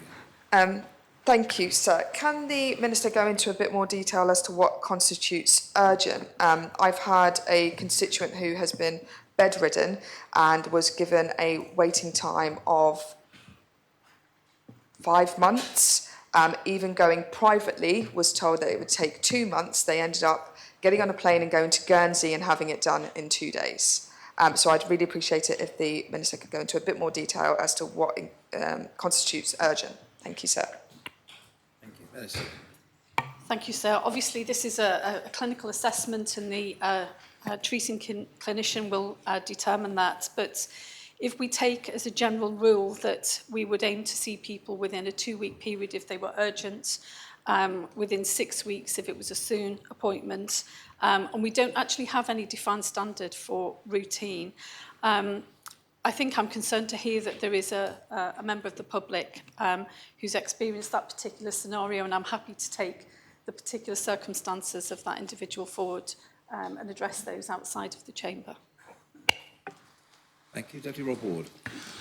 Thank you, sir. May I ask the Minister, given the vital importance of early diagnosis, particularly of certain cancers, can the Minister assure the public that the waiting time for MRI, which is so important in diagnosis and treatment of many types of cancers, is on that priority waiting list? And what does the Minister feel is the maximum time that people are waiting for those scans? Thank you, sir. Minister. Thank you, sir. I think I just wanted to say, repeat what I've just said, is that we are working to actually reduce the waiting times for all of our services across the piece. There is a relentless focus on reducing waiting times, but I accept that in particular cancer care is a priority for us. So yes, I give that undertaking to commit to improving our response on that. I think one of the things that we mustn't lose sight of is that clearly there is a clinical perspective in terms of the decision making. So whilst we will actually set a standard, it may well be that if a clinician considers that scan to be brought forward, then we would do that as a matter of course. So before my supplementary, I did ask about waiting times for specific conditions such as that. I wonder if there is a waiting time the Minister could say before I use up my supplementary, because I'd like to use it on something else. All right. The waiting times, I think, as I've said, we've actually got a system in place to actually manage the waiting time for referral. The waiting time in terms of treatment, we don't have a standard from referral to treatment times, which is something that I'm looking to introduce. Supplementary, sir? Yes. And so can I ask the Minister, is there one of the causes of perhaps longer waiting times the difficulty in staffing MRI scanners, a very specialist job, and the lack of specific strategies which may also influence waiting times? Thank you, sir. Minister. Thank you. Yes, I think any variation in such a specialist area of practice will have an impact on waiting times. But we do keep our eye on this, and we are actively recruiting to make sure that we've got a sustainable service. Thank you. Deputy Sutton. You'll do a light Sir, on. I've changed my mind. Deputy Ells, final supplementary. No, thank you, sir. I'd just like to thank the Minister for her answer, and I will follow up. Thank you. Thank you. Question 10, Deputy Porry will put to the Minister for the Environment. Deputy Porry. Okay. In light of the government, thank you, sir. Sorry. In light of the government e-bike grant and low carbon heating incentive schemes intending to support islands to move to more environmentally friendly behaviour, will the Minister advise whether he considers similar schemes are required to encourage the move from cars to public transport as the preferred mode of transportation in Jersey? And if so, what does the Minister propose? Thank you. Thank you, Minister. Thank you, sir. And I thank the Deputy for her question, particularly because it's good to have a chance to talk about how we support environmentally friendly behaviours, of which the e-bike grant scheme and low carbon heating incentives are good examples. In terms of whether similar schemes are required to encourage the move from cars to public transport, I would point out that there is much that is already underway. The government is already incentivising islands to use the bus service by supporting the operational costs of the bus service through the operating contract. These payments from the government to the operator allow the fares that passengers pay to be held significantly below the break-even level that would otherwise have to be charged. The bus service sits within the remit of my colleague, the Minister for Infrastructure, but I'm happy to put on record my support in principle for initiatives that enhance the levels of service that encourage new bus users, subject to proper analysis of costs and benefits.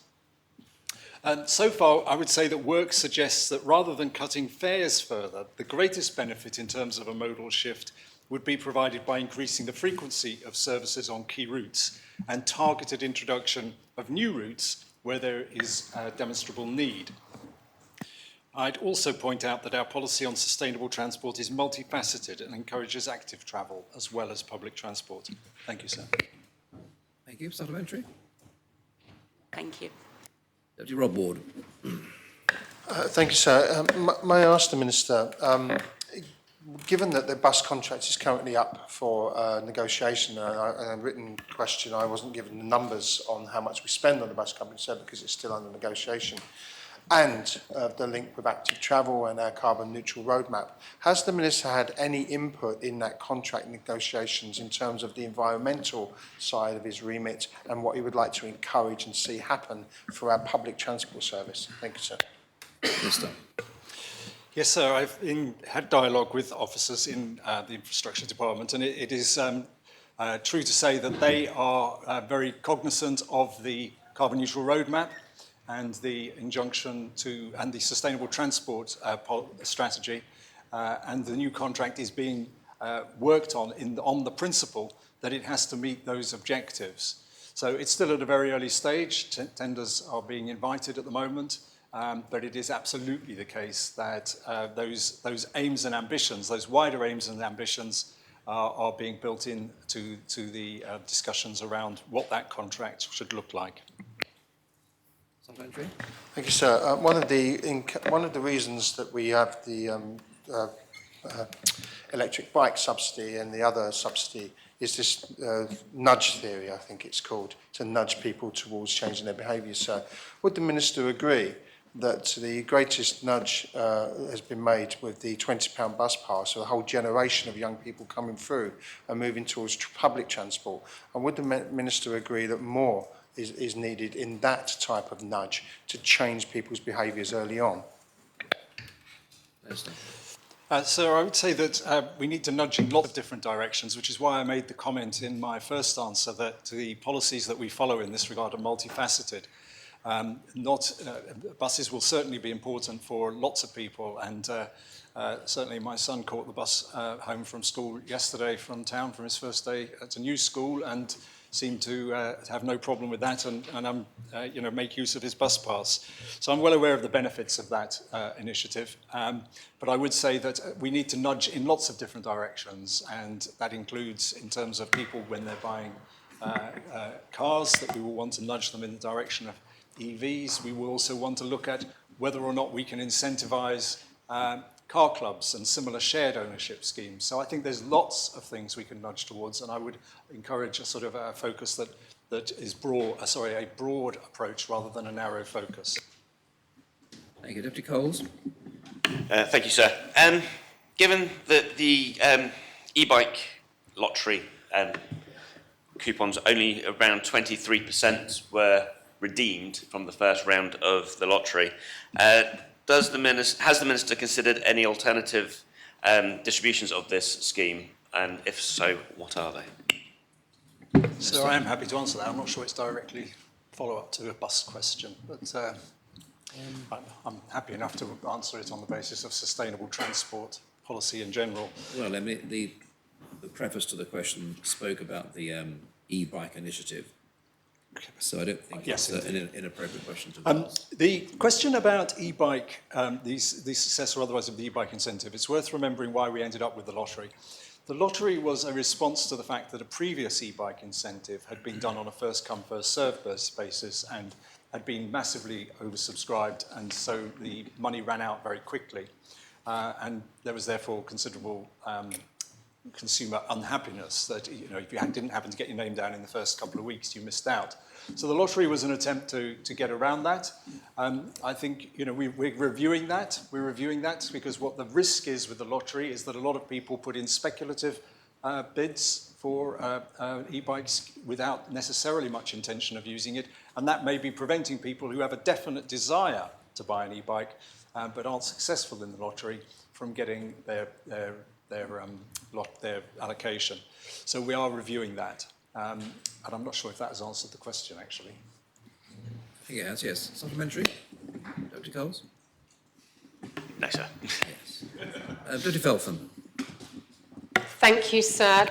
Given that the bus contract is currently under tender, could the Minister advise the Assembly about what discussions he has had and what action has been taken between him and the Infrastructure Minister to ensure that environmental consequences are considered within that tendering process? Minister. Well, as I've already said, so I've already had discussions, you might say, informal discussions with officers on this, and the Minister for Infrastructure and I have talked frequently about the need for more sustainable forms of transport. We are at an early stage in terms of the delivery of that contract. It is being, I'm assured that it is being conducted in a way that takes account of the relevant policies, and I'll be certainly following that up as things go further down the road. Supplementary? Thank you, sir. Does the Minister have confidence that the tendering process will, in effect, enable him to meet his objectives as Minister for Environment? And will he undertake to ensure that his conversations with the Minister for Infrastructure enable him to meet his own objectives? Minister. Well, I will certainly, as I say, be having plenty more discussions about the contract, I'm sure, with the Minister for Infrastructure and with his team. I think I'm also aware that there are many factors that have to play into those contract discussions. The environment is certainly a very important one. But we also have to think about the route network in terms of delivering for different sectors of the population and so on. So it has an environment objective and other things as well. It's also worth saying that we already do other things relating to that through the Climate Emergency Fund. So members may be aware that there was a certain amount of money set aside in the Climate Emergency Fund to support various activities to do with the bus service, and that has been spent on various bus route extensions, on using SGRD in some of the bus network and so on. So those discussions about the interaction between infrastructure, the operation of the buses and environmental goals are ongoing and continuous, I would say. Thank you. Deputy Southern. Yes, can I be more specific than so far we've seen? What particular nudge is at the top of the priorities of the Environment Minister to see through over the next 3 years? I think I made clear that I would rather have a broader focus than a particular nudge, because we need to incentivise so many different things. And I think it's respectful of the island's population to acknowledge that people find themselves in different situations and different nudges will work for different people in different situations. Having said that, I think that the question of a nudge in relation to buses, I alluded earlier to the fact that it seems from the work that's been done that increasing route frequency and judicious provision of new routes where there's proven need offers the best key, if you like, to unlock changes of behaviour as far as we can see at the moment. Supplementary. Thank you, Minister. Question 11, Deputy Coles will put to the Minister for Treasury and Resources. Deputy Coles. Thank you, sir. Will the Minister advise what action, if any, is being taken to stop UK firms charging the equivalent of VAT in addition to the 5% GST on goods? Minister. So my understanding is the UK law does not require VAT to be charged on goods supplied to Jersey. Revenue Jersey has previously reviewed this issue and tell me that they have seen few examples where VAT is charged. The pricing of products, of course, is driven by cost and market conditions, and consumers are always encouraged to be careful. Consumers can, of course, refuse to buy where supplier is seeking to incorrectly charge UK VAT. Supplementary. Deputy Rob Ward. Thank you, sir. We often, sir, talk about unintended consequences here in this assembly, and it often affects propositions. Can I ask the Minister whether there is an unintended consequence of VAT being charged plus VAT, GST, thus people living in Jersey and buying goods that perhaps they can't get hold of in Jersey may be paying more tax on those goods than anyone else? Thank you, sir. Minister. So as I said, VAT should not and is not required to be charged on goods which are supplied to Jersey. The Revenue Jersey have in the past, and if members are concerned that it is happening again, they have lobbied in the past the CBI and the British Retail Consortium, ensuring that they communicated with their UK members to make it clear that Jersey was not within the UK VAT zone. So if members are aware of the scenario that the Deputy is asking about, then we can seek to intervene in that regard as well. There is, of course, the common international customs evaluation of when you would put an amount of the either GST or VAT on a good, and Jersey follows that common international customs valuation. Supplementary. Thank you, sir. Furthermore, can I ask the Minister whether he can assure islanders that goods that are being sold on island are not including VAT within their cost price? Minister. So this is not quite sure whether it's my territory or it's the Economic Development Minister's territory, so I'll try to be careful. So I cannot see, and Revenue Jersey tell me that they cannot find examples where Jersey retailers are charging VAT. Because if they were to charge VAT, that VAT would then be have to be sent back to HMRC in the UK. So one can see even in that construct that it's very unlikely that that would take place. I think rather what the Deputy might be asking are Jersey retailers maintaining a UK recommended retail price and saying that the cost of VAT is equivalent to transportation and logistic costs, and therefore maintaining that price and adding GST on. I know that previous economic development ministers have spoken to the retail industry about how they are marking their products, but there is a cost to transportation of goods to Jersey. Thank you, Minister. Question 12, Deputy Mezek will put to the Minister for Health and Social Services. Deputy Mezek. Thanks, sir. Will the Minister provide an update on the audit of rheumatology services, including the number of patients discovered to have been prescribed incorrect doses of their medication? And will she further explain whether she is aware of any other healthcare services that have suffered from similar deficiencies? Minister. Thank you, Sarah, and thank you, the Deputy, for his question. What I want to assure the Assembly and Islanders about is that I remain fully committed to ensuring that we have a thorough review of rheumatology services, and the review by the Royal College of Physicians is ongoing.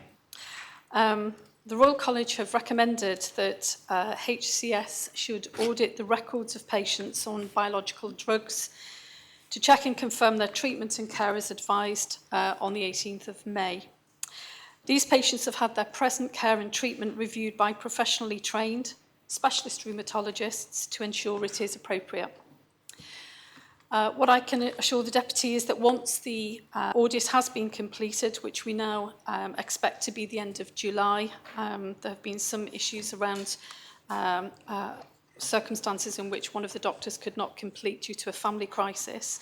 But we are now expecting this to be completed by the end of July.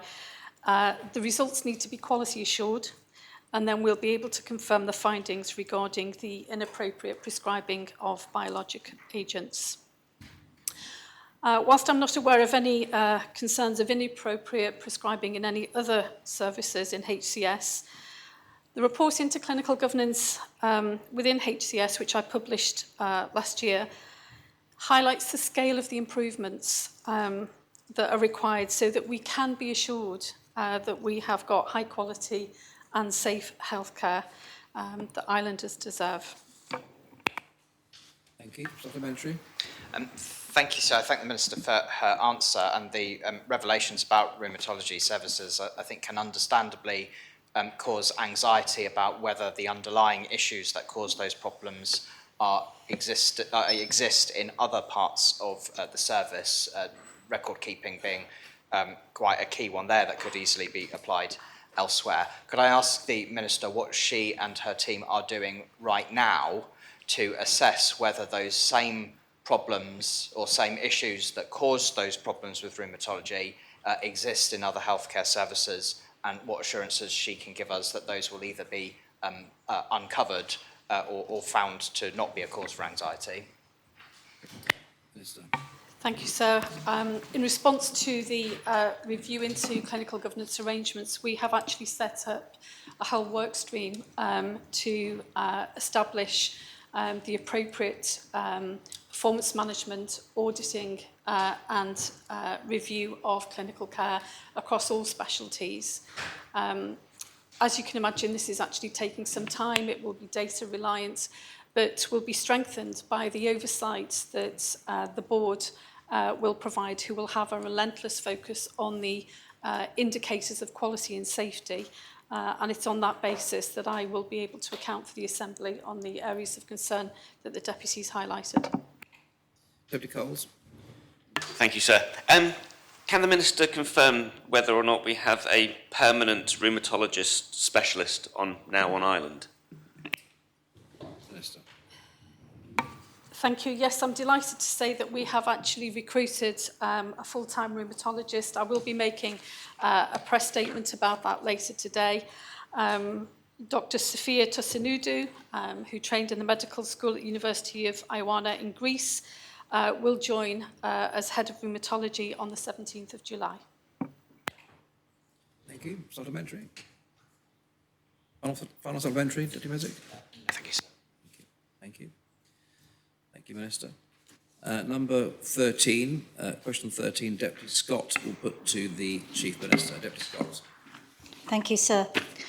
Will the Chief Minister advise whether any one area in government has increased productivity without introducing additional staff? And if so, will she explain how this has been achieved and measured? Chief Minister. Thank you, sir. The Council of Ministers is looking to drive a culture in which all colleagues across government understand and act on their responsibility to ensure value for money for taxpayers. That means seeking to eliminate wasteful processes and focusing on improving service delivery. Departments across government have a range of initiatives in progress. Many of these are small, but nonetheless important as we strive to embed a culture of continuous improvement across our public service. In respect to the topic raised by the Deputy, one area of improvement has been in the student finance grant application process, which was reviewed in 2022 following its transfer from SIPES to CLS. Ultimately, the measure of productivity is a ratio of input to output, and that piece of work can see that the existing team were upskilled to achieve a call answering rate of 96.5% within an average of 5 seconds. Also, colleagues from other teams within the department were trained to support peak flows on emails and phone calls. Thank you. Supplementary. Yes, thank you, sir, and I thank the Chief Minister for her answer. The Chief Minister mentioned value for money and in the context of productivity. Will she be looking at the extent to which policies themselves are productive and the extent to which the policy-making process is productive? Chief Minister. That's an interesting question, sir. Of course, decision and agreement in the Assembly to adopt a policy or not should always take into account its deliverability and also sometimes we have to consider the pressure that it may place on the delivery of other public services or indeed, as I think I mentioned earlier, the burden of on our existing public sector workforce. Thank you. Deputy Sutherland. Thank you, sir. Thank you, sir.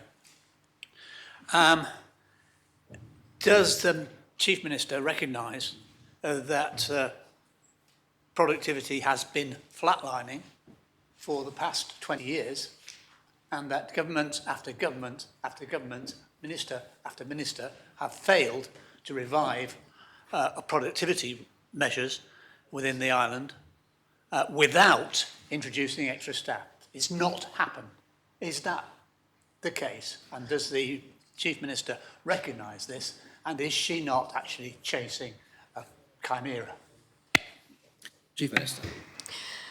I certainly hope not, sir, in terms of chasing a chimera. But I think the Deputy will, of course, acknowledge with me that the majority of our workforce are focused on hands-on, human-based delivery, which is essential. That is, of course, within our health and our education sectors, but there are, of course, so many other members of our public sector workforce on whom we rely and could not replace with technology. However, the previous government invested a considerable amount of money in technology, improving our back office systems, and that I do hope will at some point deliver some efficiencies and greater support administratively to our public service. And we will continue to endeavour to improve our productivity by working with the delivery unit. As I identified earlier, they've identified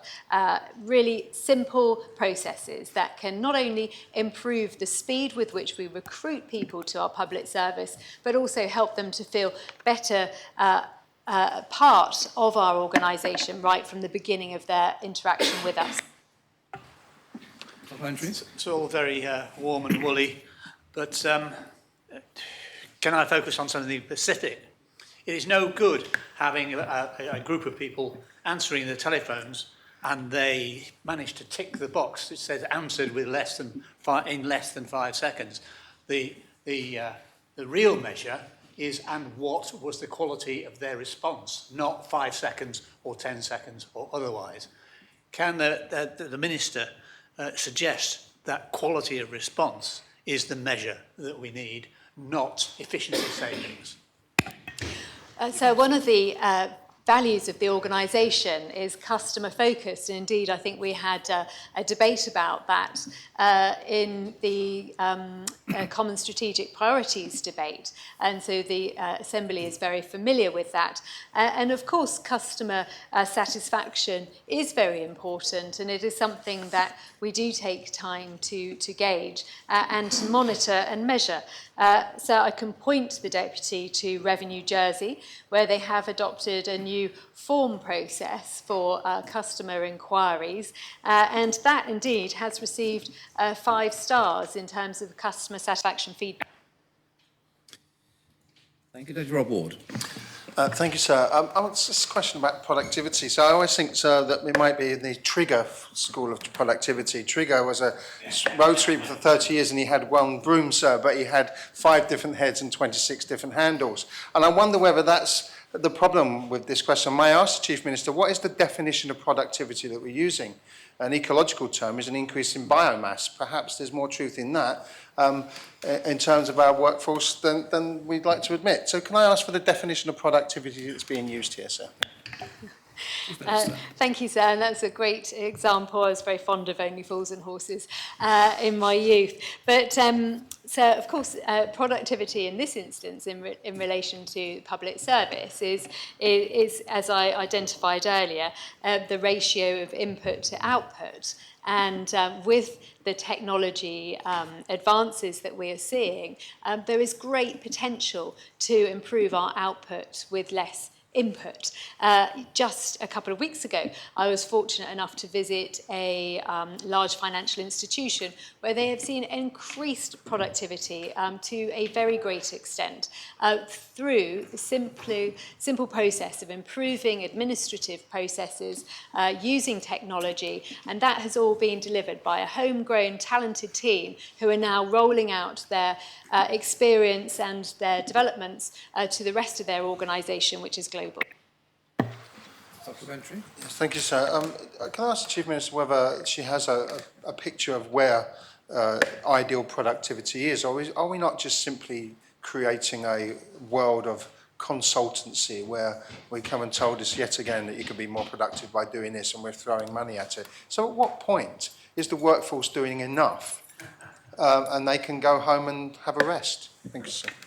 I think this government have made it very clear that we do not believe in a culture of consultancy. In fact, we're focused on doing the very reverse. We're developing talent and skills and input internally, and that is exemplified by the work of the delivery unit, where they're helping their colleagues to identify better ways of working. So there's an improved appreciation of work because people spend more time doing the interesting parts of their job than the burdensome administrative tasks that are important but not necessarily the most enjoyable parts of a daily role.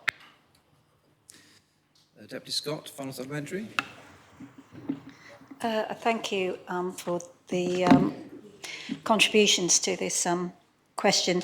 The Chief Minister mentioned her definition of productivity in terms of outputs versus inputs, although I believe many would say it's producing more in the way of results than with fewer people. And I haven't really heard much in the way of targets. Also, the mention of technology, I would be interested to know exactly how she thinks that is improving performance in terms of targets, and with reference to the reference of Revenue Jersey, whether she really thinks it's helpful that refunds can only be issued by cheque. Chief Minister. I thank the Deputy particularly for that last example, which I wasn't aware of, so I take the point and will endeavour to find out more about it for her. Sir, technology does provide us with a great opportunity, not because we want humans to interact with computers, but because we want to simplify the tasks that can be burdensome on human time, so that humans can better do things and interact with other humans to deliver the best effect. Let's focus on healthcare, let's focus on education and smoothing out the burdensome tasks that technology can assist us with. And I used in my last answer the example of the financial institution that we visited a couple of weeks ago. That is a real example of how focusing on using technology well to our best advantage can enhance productivity and actually improve people's satisfaction in their own jobs. Sir, that didn't answer my question. Well, in what sense? I think it did answer the question. Sorry? In what sense do you say it didn't answer the question? I was asking in terms of targets, how technology's actually improved the productivity. Well, your last question was a general question about technology, then you asked about the checks, and in my view, the Chief Minister did answer the question that was posed. So can I just say there may be some members of the Assembly who don't know what a cheque is, but I'd just point that out. Thank you, sir. I do, unfortunately. Question 14, Deputy Sutherland will put to the Minister for Treasury and Resources. Thank you, sir. One person does recognise a cheque when he sees it, not very often. Will the Minister advise what information, if any, is available to the Government regarding the impact of the increases in the UK bank rate are having on Jersey households with mortgages, with particular regard to any level of hardship? Yes, Minister. Thank you, sir. As I said in evidence to the Corporate Services Scrutiny Panel in November, the majority of Jersey mortgage holders hold 5-year fixed-rate mortgages and are therefore currently unaffected by the changes in the base rate and won't be until they need to remortgage. Officials discussed with mortgage lenders and were reassured to hear that mortgage lenders will work with any homeowners affected by base rate changes and that there were no known homeowners at risk of losing their home. Fiscal Policy Panel is also engaging with lenders to analyse how the recent changes in the base rate are affecting Jersey mortgage holders. But our current understanding is that there are very few homeowners' mortgages in arrears. Supplementary? Yes, if I may. The information I'm looking for has appeared in the UK that some 2.4 million mortgages are due to be renegotiated by the end of 2024. And I wondered if we had any data in Jersey equivalent to that sort of information, which is a level that I would hope that the Treasury can access. Minister. So the Treasury, of course, don't have that sort of information. The level of statistics that small jurisdictions like Jersey have compared to large countries, there is a differential. I understand from the officials that have been speaking to banks between my answer in November and my standing here this morning, 4% of households will have likely have needed to remortgage. The information from lenders remains the same in regard to stress and arrears. Thank you. Minister. Deputy Feltham. Thank you, sir. Given that the increase in the bank base rate will have an impact on the day-to-day amount of money in people's back pockets, whilst the Minister may not have data available from banks, what other data or consultation is he doing to inform government plan processes and bring forward proposals to help people with the day-to-day cost of living and any impact of this increase in base rate? Minister. So as I've already answered, officials are continuing to engage with lenders. The Deputy will be aware that my colleague Minister wrote to banks yesterday. That letter's been put into the public domain. The Fiscal Policy Panel are this week on Ireland. They are speaking to lenders as well. So that's with regard to any mortgage difficulties. There is, of course, a cost of living ministerial working group, which is chaired again by the Economic Development Minister, and it is working on potential proposals which could feed into the government plan process, which is ongoing. Supplementary. Thank you, sir. The original question referred to the impact on Jersey households. So does that include any consultation with Jersey households about what hardships they may be suffering at this point in time and how government can provide distinct help with that kind of hardship? Minister. Of course, the question says households with mortgages, and that's, of course, why officials and ministers are speaking to lenders and the FPP are speaking to lenders. They're the providers of mortgages to those households.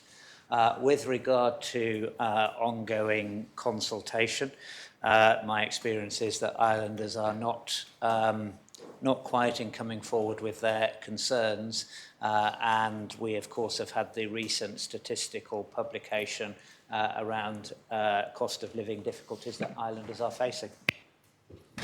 Deputy Scott. Yes, with respect to the Minister mentioning the lack of data on fixed rate mortgages that could be vulnerable at certain times in the event of an increase in bank interest, will the Minister be looking at a more systemic way of having access to this data? Minister. That is a piece of work that has been ongoing for some time and hasn't yet reached a satisfactory conclusion. As I stand to my feet, I'm not quite sure where it sits, but I think it probably sits with my colleague Minister sitting in front of me, or perhaps the one sitting 2 seats away from the questioner. Supplementary? No, thank you, sir. Final supplementary? Thank you, sir. I'm glad to see that the Treasurer has engaged with mortgage holders in an attempt to assure them that life will go on as normal. Does the Minister consider whether an earlier intervention, either from his officers or from the economic development officers, would have been more appropriate to calm nerves at this tense time with the cost of living going through the roof? Minister. Well, it's not just at this time that we've been engaging in that engagement. As I said, that's been ongoing during the latter part of last year.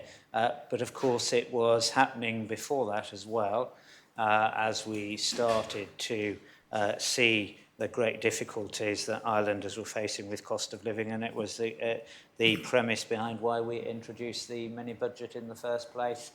That work started as soon as this government was elected into office.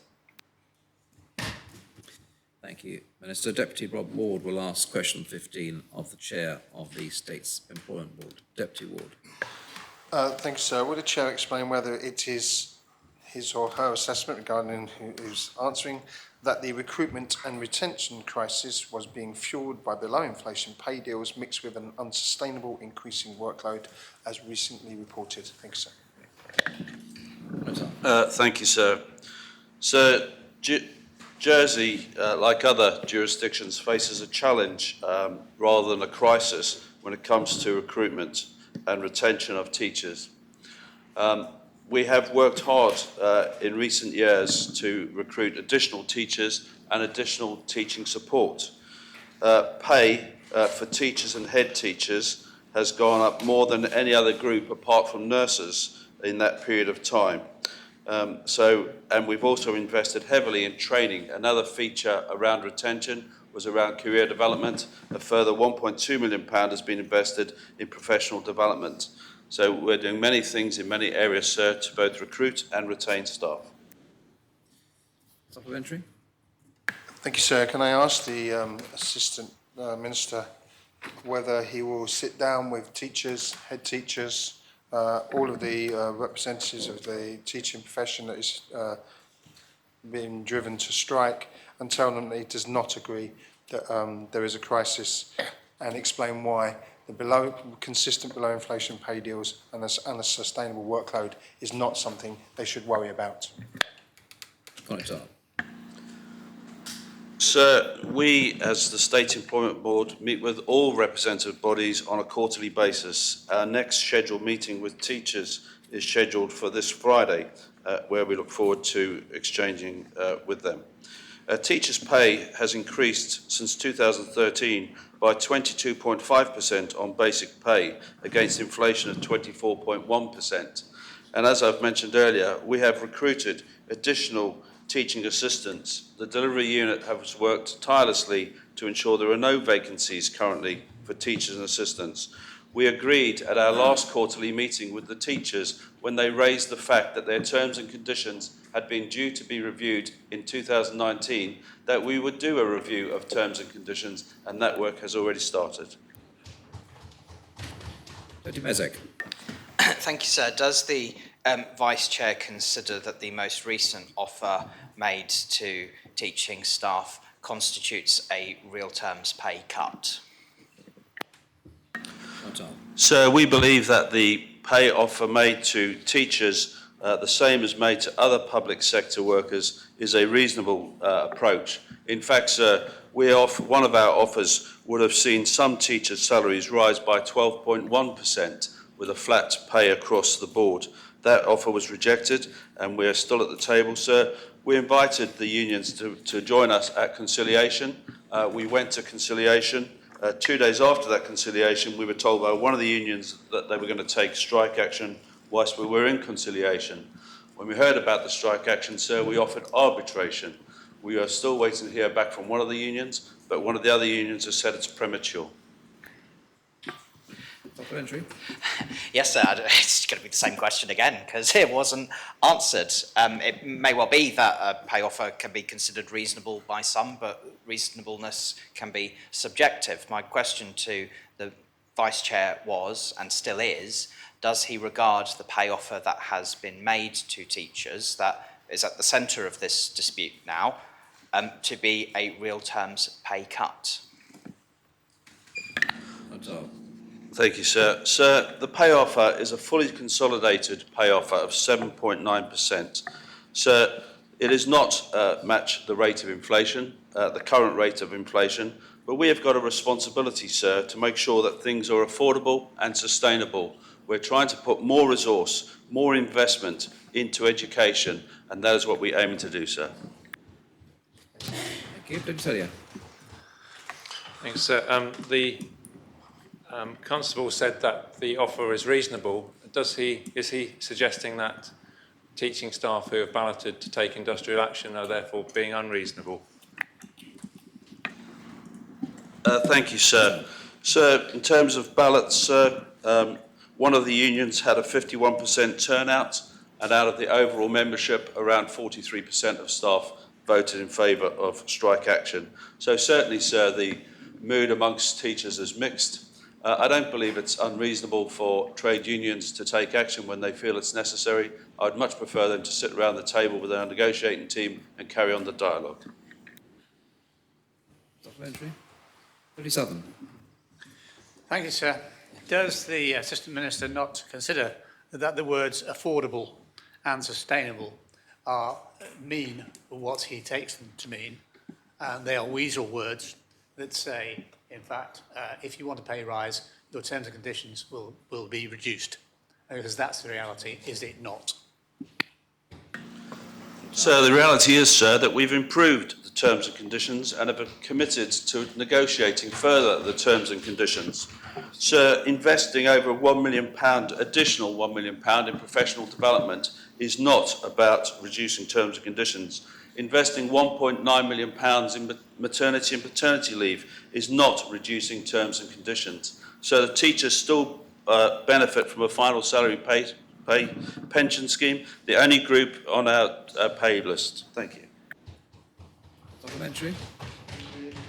Deputy Andrews. Thank you, sir. Taking into account if teachers received the real wage, how much more would payroll expenditure be? Sorry, sir, could you repeat the question? If teachers received an index increase in their earnings, in line with inflation, how much more would payroll expenditure be? Sir, the pay claim, sir, is for the cost of living plus 5%, sir. That is what the pay claim is, and currently the pay offer is 7.9%, sir. The cost of the pay offer is some £5.1 million, which is fully consolidated. Supplementary. Deputy Scott. Sir, does the Assistant Minister have comparative figures for the pay increases in the private sector? Thank you, sir. I was interviewed recently by a journalist, and after we finished the interview, I asked them how much they'd had as a pay rise. Their answer was that they hadn't had a pay rise. So the private sector is offering various amounts. It depends on the industry. So I haven't got a comparative figure globally, but we have to try our best not to impact more on inflation, and we have to live within our costs. Final supplementary, Deputy Ward. Thank you, sir. Difficult to know what to make of those answers, apart from... So for successive governments have approached the issue of teachers' pay with a pay envelope, and this government is no different from the last 3 or 4 in doing so. Does the Assistant Minister agree that that pay envelope giving more to some, who, from my last written question, by the way, make a much smaller proportion of the workforce, giving more to them, but much less to the most experienced staff, is just fueling the lack of retention of more experienced staff by saying to them, as has been clear in these answers today, sir, you're not really worth it and we don't want to give you it? Sir, I don't agree with that at all. In fact, the Deputy will be aware that this State Employment Board has introduced quarterly meetings with all representative bodies so that we can listen and understand the challenges that they face, whatever the profession. In terms of teachers, we have listened. They have told us their terms and conditions had been agreed to be reviewed in 2019. That hadn't been done, sir.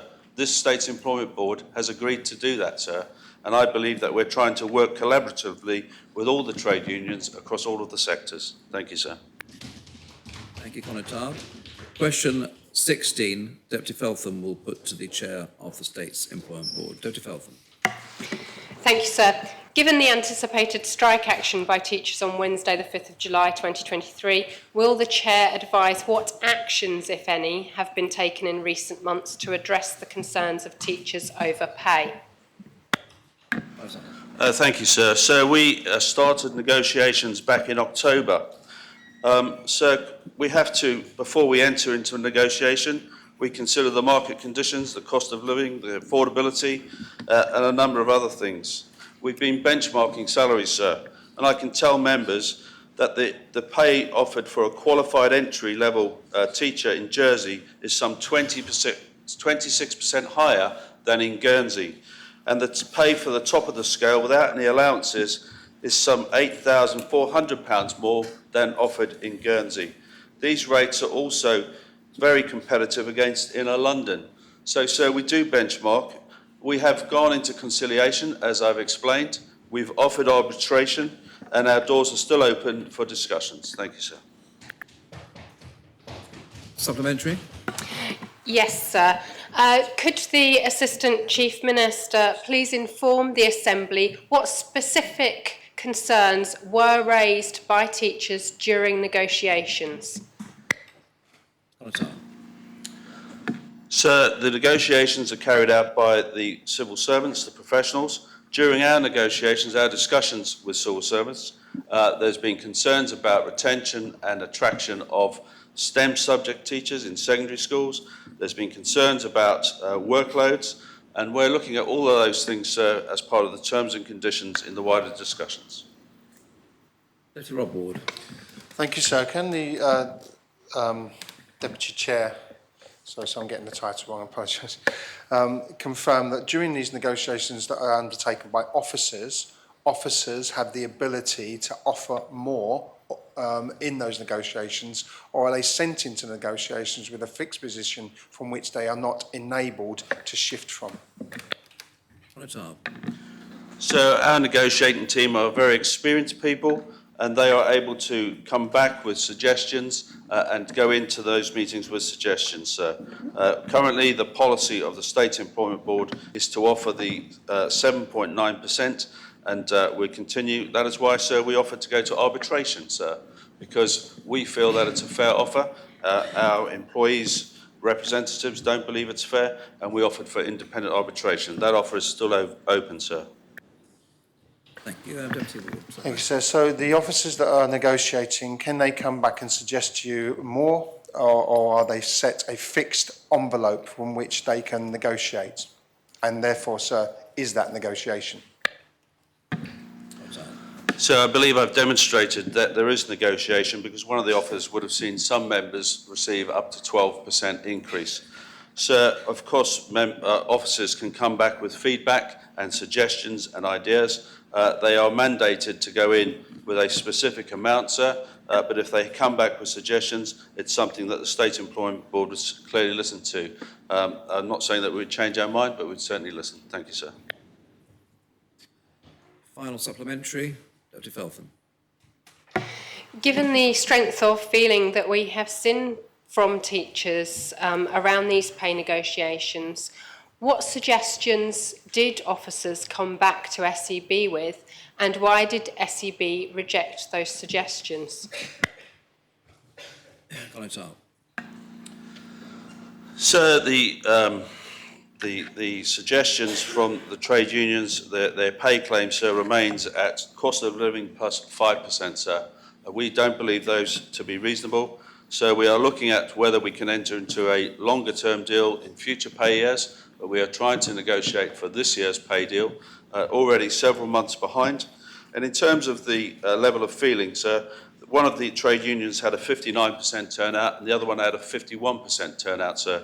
So the Conitab of St Helier said that all teachers would be on strike. Only one of the trade unions, sir, is taking strike action tomorrow. Thank you, sir. So I don't believe my question was answered. The Assistant Chief Minister said what suggestions the unions had made. My question was specifically related to the suggestions that his officers had made in relation to the union's concerns. Yes, do you want to respond to that particular? Yes, sir. So I don't believe the floor of this Assembly is the place for negotiations. Sir, the government plan sets out the amount of money available to us in terms of staff pay, and I believe that it should be left to the State Employment Board and the negotiators to do that negotiation around a table and not across an Assembly floor. Thank you, sir. Thank you, Conitab. The next question, Deputy Alves will put to the Minister for Infrastructure. Deputy Alves. Thank you, sir. Will the Minister advise how many active card members have cancelled or not renewed their membership since the beginning of this year, giving a month-by-month breakdown? Thank you, sir. Thank you, Minister. I wonder if this might be passed over to Deputy Stevenson, who's the Assistant Minister with responsibility for both sport and sporting facilities, sir. Yes, Deputy Stevenson. Thank you, sir. The total number of active members in June was 4,355, and the net reduction for the first half of the year is 205. The active membership, like all gym memberships, experiences a natural churn and fluctuates throughout the year, and this is more so in the summer months when members decide to exercise outside. The numbers for 2023 are within the usual range of fluctuation and are by month are as follows: January 147, February 132, March 102, April 125, May 171, June 258. Cancellations in May and June this year have increased slightly following the change from Fort Regent to Springfield, and we're closely monitoring this.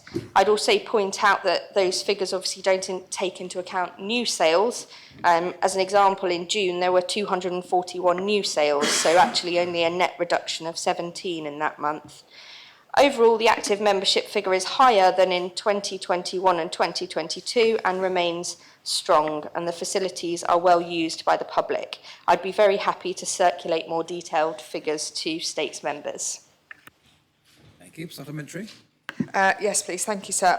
Is the Minister able to comment on, she mentioned there that the change that happened with the Fort Regent and Springfield may have contributed to some of this. Is any data collected around the reasons why people cancel or don't renew their membership? Thank you, sir. Thank you. Yes. I don't believe so, sir, and it's also at the moment not possible to break down where those members were specifically using their membership. So some would maybe be using Lekeneve, some Springfield, Fort Regent. We don't have that level of data yet. I can certainly feed that back to the team, though, for future. Rob Ward. Thank you, sir. May I ask the Minister, does the Minister have a point in mind whereby there would be concerns over changes to active card membership and the move to Springfield? It seems that if it's not being tracked where people are, I'm not entirely sure how it will be measured as to the success or not of that move. Thank you, sir. Deputy.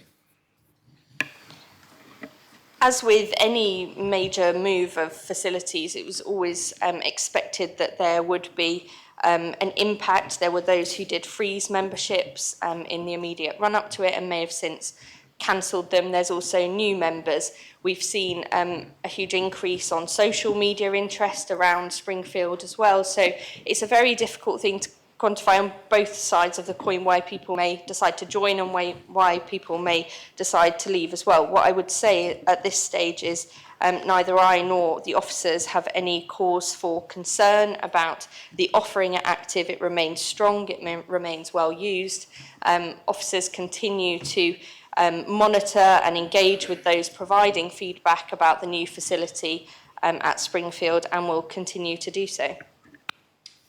Supplementary.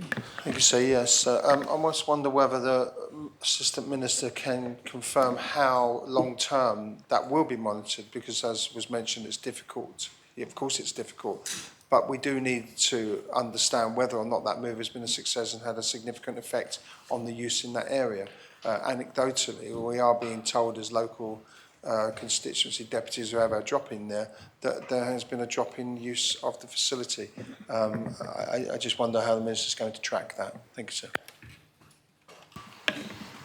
There are monthly reports that are supplied by officers on usage and reporting to the various KPIs that link into the active portfolio. And so and myself and the Infrastructure Minister do receive those regularly, as well as the officers in the reporting line. So there are processes in place which enable that to happen. And I think going forward, some of the usage data is going to be more accurate, because Springfield Gym provides a much more accurate system for checking in and checking out, which previously didn't exist at Fort Regent. So it will be possible to have greater data around that as we go forward. And as I say, we will continue to monitor that situation. And there are individuals very well qualified in running gyms, which I admit I am not, who are paying close attention to this move. And it is certainly not being ignored.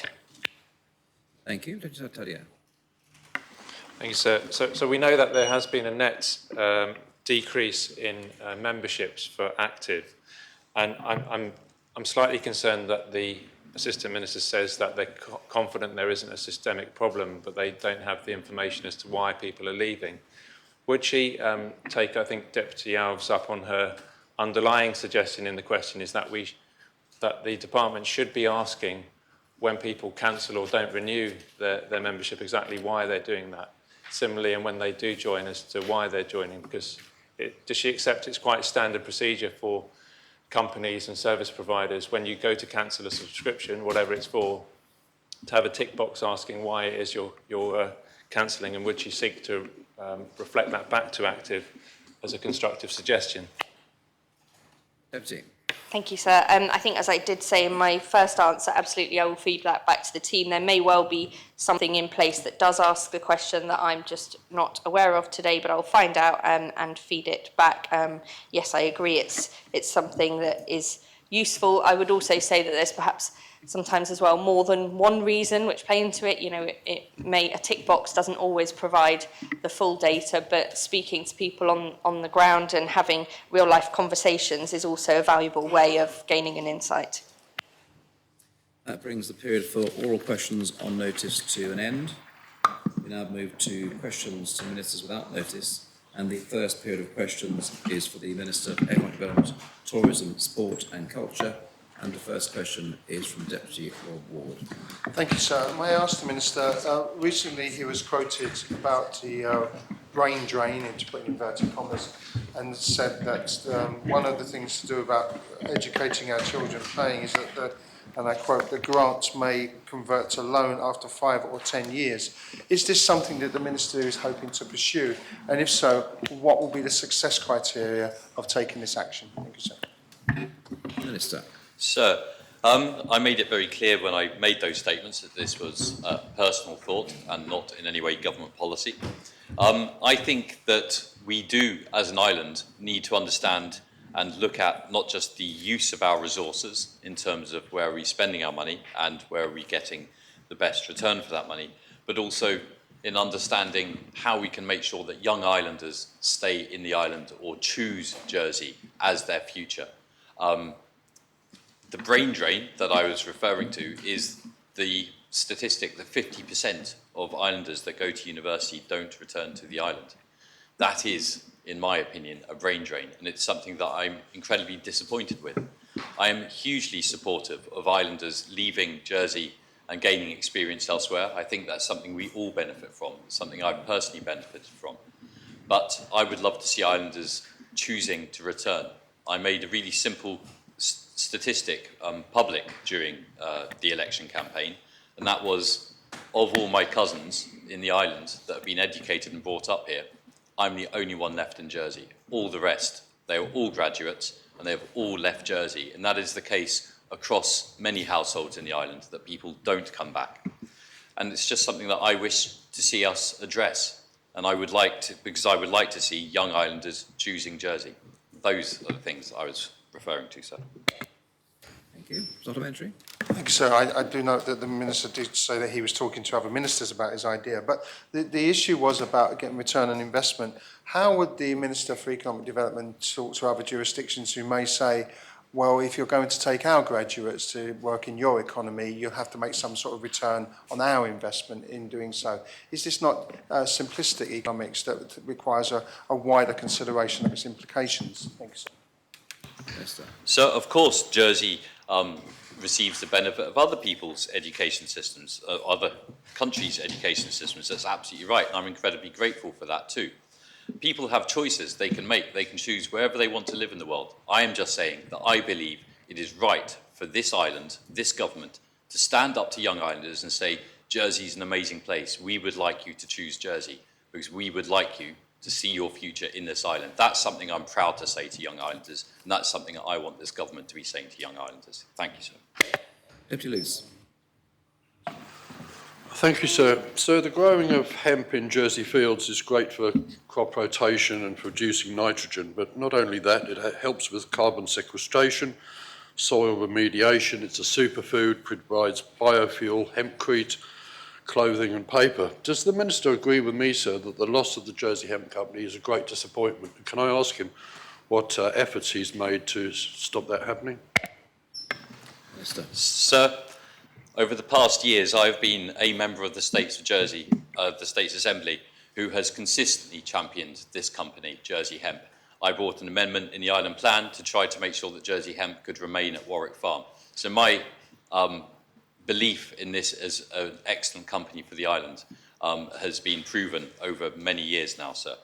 It is disappointing that they are faced with these challenges. I am not sure, sir, whether they have actually closed. I have a funny feeling they haven't, but I would need that to be checked. And I have made efforts, though I will not, unfortunately, because I believe there are legal proceedings ongoing, go into any element of my response or the work that I've done as Minister, because we may see legal, I believe we have received notification of legal proceedings in this area. Thank you, sir. Deputy Catherine Curtis. Thank you, sir. Deputy Luce has just asked a question I was going to ask. If I can ask a similar one, does the Deputy agree that when imported CBD products from other parts of the world are permitted, the exclusion of Jersey hemp is unfair? Thank you, sir. The Deputy is asking me about another jurisdiction's legislation. I do not have an understanding of other jurisdictions' legislation, so I cannot comment on the fairness of that legislation or not, sir. Supplementary. Thank you, sir. Does the Deputy at least agree that that the Jersey hemp seems to have been cast adrift at this point after being supported previously by the government? Minister. Sir, I cannot comment on such a matter in this way about the government's approach or support otherwise, because I yesterday was shown a letter which suggests that legal proceedings are commencing, and this government may be a party to those proceedings, so I'm unable to comment in those sorts of terms, sir. Deputy Southern. Deputy Southern. Thank you, sir. In response to written question 294, asked of the Chief Minister, the Chief Minister said that the best way to ensure that all families have a good quality of life is to safeguard a strong economy and maximise job opportunities so parents can provide for their children. Why then do we not have a comparator of young people living in in households that are below low-income thresholds in order to compare Jersey with, say, the UK, France or Sweden? Minister. Sir, I have no real answer for that, sir. It's not something that's been raised with me before, and I'm not sure that's an area that, as Minister for Economic Development, I have responsibility for, sir. Supplementary. So if he's not, doesn't want to answer it, he doesn't want to answer it. Deputy Scott. Thank you, sir. Given the existence of fraudulent investor schemes such as Juicy Fields in Europe and the high percentage to which all cannabis produced legally remains unsold, with producers destroying more than they sell, what measures have the government put in place to prevent similar bad actors from entering Jersey's medicinal cannabis industry, whose intention could be to focus on accessing capital markets from producing tonnes of unsellable, low-quality cannabis in Jersey? Sir, there is a stringent due diligence and licensing process around the medicinal cannabis industry in Jersey. It is one in which all the shareholders, I believe, and directors are subject to investigation by the regulatory authorities. And obviously the island is operating under an agreement, an MOU from the UK Home Office in this area, sir. So I have no concern about the fitness of the management and the directors of those medicinal cannabis companies in the island, which number just 5, sir. Thank you, sir.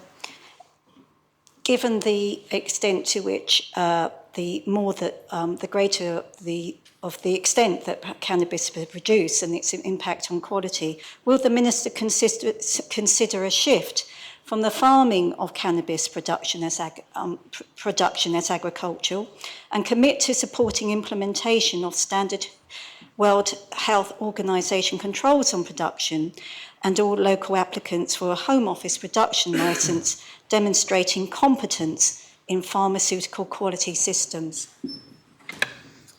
Sir, in order to be licensed, medicinal cannabis companies in Jersey have to, in order to export as well, they have to adhere to EU good manufacturing practice standards. These are world-leading standards that ensure that the quality of goods, in this case cannabis, is absolutely maintained and consistent across the facilities and over time. Those standards are set by both the EU and, in this case, also levelled or required by the UK in terms of our MOU with them. So I have no concerns about that quality side, sir. Tarbus and Saviour. Thank you, sir. Whilst I congratulate the Minister, sir, on the rapid reintroduction of the French ID cards, the Carte Nationale, enabling French day trippers to resume their visits to the island, is the Minister negotiating with the UK government regarding the ETA, the proposed ETA, electronic travel authorisation, and how will he propose to do this without compromising the CTA, which of course is the common travel area between the islands, the UK and Ireland, sir? Yes, sir. Sir, it's a very interesting question, but it's been aimed, and indeed the praise was wonderful, but it's aimed entirely at the wrong minister, sir, because both the ID cards and the UK ETA system on the passports are the reserve of the Home Affairs Minister, and so I'm unable to tell the Connétable about negotiations. What I will say is what I said to the media yesterday, which is I believe that Jersey needs to be bold, and Jersey needs to ensure that UK decisions do not drag us further from Europe. I believe we have reached the limit of the distance we can be dragged from Europe, and indeed I am working incredibly hard to bring us closer to Europe, sir, in terms of Jersey's particularly commercial and trading relationships with France and across Europe. So I believe that we need to push hard and make sure that Jersey's interests are defended at all times. If the UK wishes to drift further away, that's up to the UK, sir. Supplementary? Just a very brief one, sir. Yes, as I mentioned, the common travel area obviously is very dear to us, but how would the Minister, with his colleagues in the Council of Ministers, propose to negotiate a separate agreement? If somebody comes onto the island, then they could, with very little identification, hop on a ferry to the UK. This is the problem I think we're referring to. Personally, sir, and I have to speak personally here, I think that is something which can easily be overcome. We already see, to some extent, the Northern Ireland, the Windsor Agreement enables just such a thing. And as I've said before, that agreement for Northern Ireland looks incredibly like the situation Jersey used to have in terms of being in the EU for goods. And so I believe, sir, that all matters like this are entirely achievable, particularly with the use of technology, which means people can be more easily tracked at ports of entry and exit. And on a small island with only one port and one airport, I believe it's particularly achievable, sir. Thank you. Totally. Thank you. Can the Minister inform the Assembly how many expressions of interest or tenders were received from parties wishing to put on Jersey's international air display? Minister.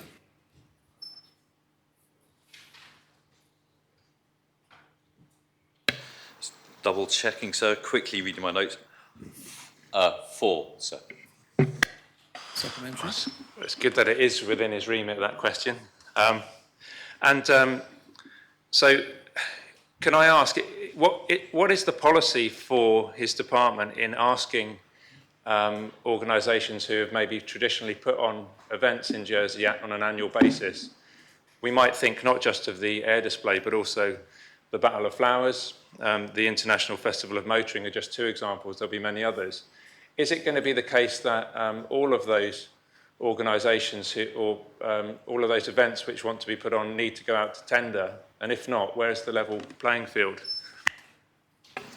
Sir, I believe that every event is unique and every situation in this respect is unique. And so, sir, we do review the grants that as a department we provide to different organisations that provide events in many different ways, and we'll choose the most suitable route for those organisations, sir. But we constantly, all organisations and the way they manage our grants and the way those grants are used are always reviewed. Lady Farnham. Thank you, sir. In relation to Jersey Hemp, and I know the Minister will be disappointed, many of us, at the current situation, because he's championed them before. Would he be prepared, sir, or either himself, Chief Minister, or through the External Relations Department, to take up the issue at a political level with the UK government, sir, to ensure that Jersey Hemp are being treated equitably? I know in the past, sir, when the industry was being established, as Deputy Gorse will remember, and others will remember, we had a number of very helpful conversations with political ministerial counterparts, sir. And I think it would be useful and helpful if the Minister or the government would undertake to do that, sir. Minister. Thank you, and thank you for the question. Oh, thank the Deputy for the question. Yes, I think that in situations like this, we do need to use the relationships that we have. I know that things, as I've said in my earlier answers, are now complicated by legal action, which is has been notified to us by the legal representatives of the company in question. And so that is my only real caveat in this situation, is I would be happy to speak to whichever representatives in the UK government to try to bring this to a resolution, but that would have to be done within the confines of now being sub judice. That brings the first period of questions to an end. The second period of questions are questions for the Minister for Social Security. Do any members have questions for... Yes, Deputy Porritt.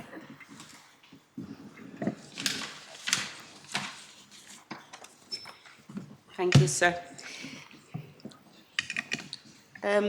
How aware is the Minister of Social Security of the fact that of the fact that there seem to be a recurrent breach of employment contracts by employers where workers are subject to 0-hour employment contracts without a choice on the matter, and that such abuse tends to affect the most vulnerable workers, such as those working part-time hours and permit workers, migrants?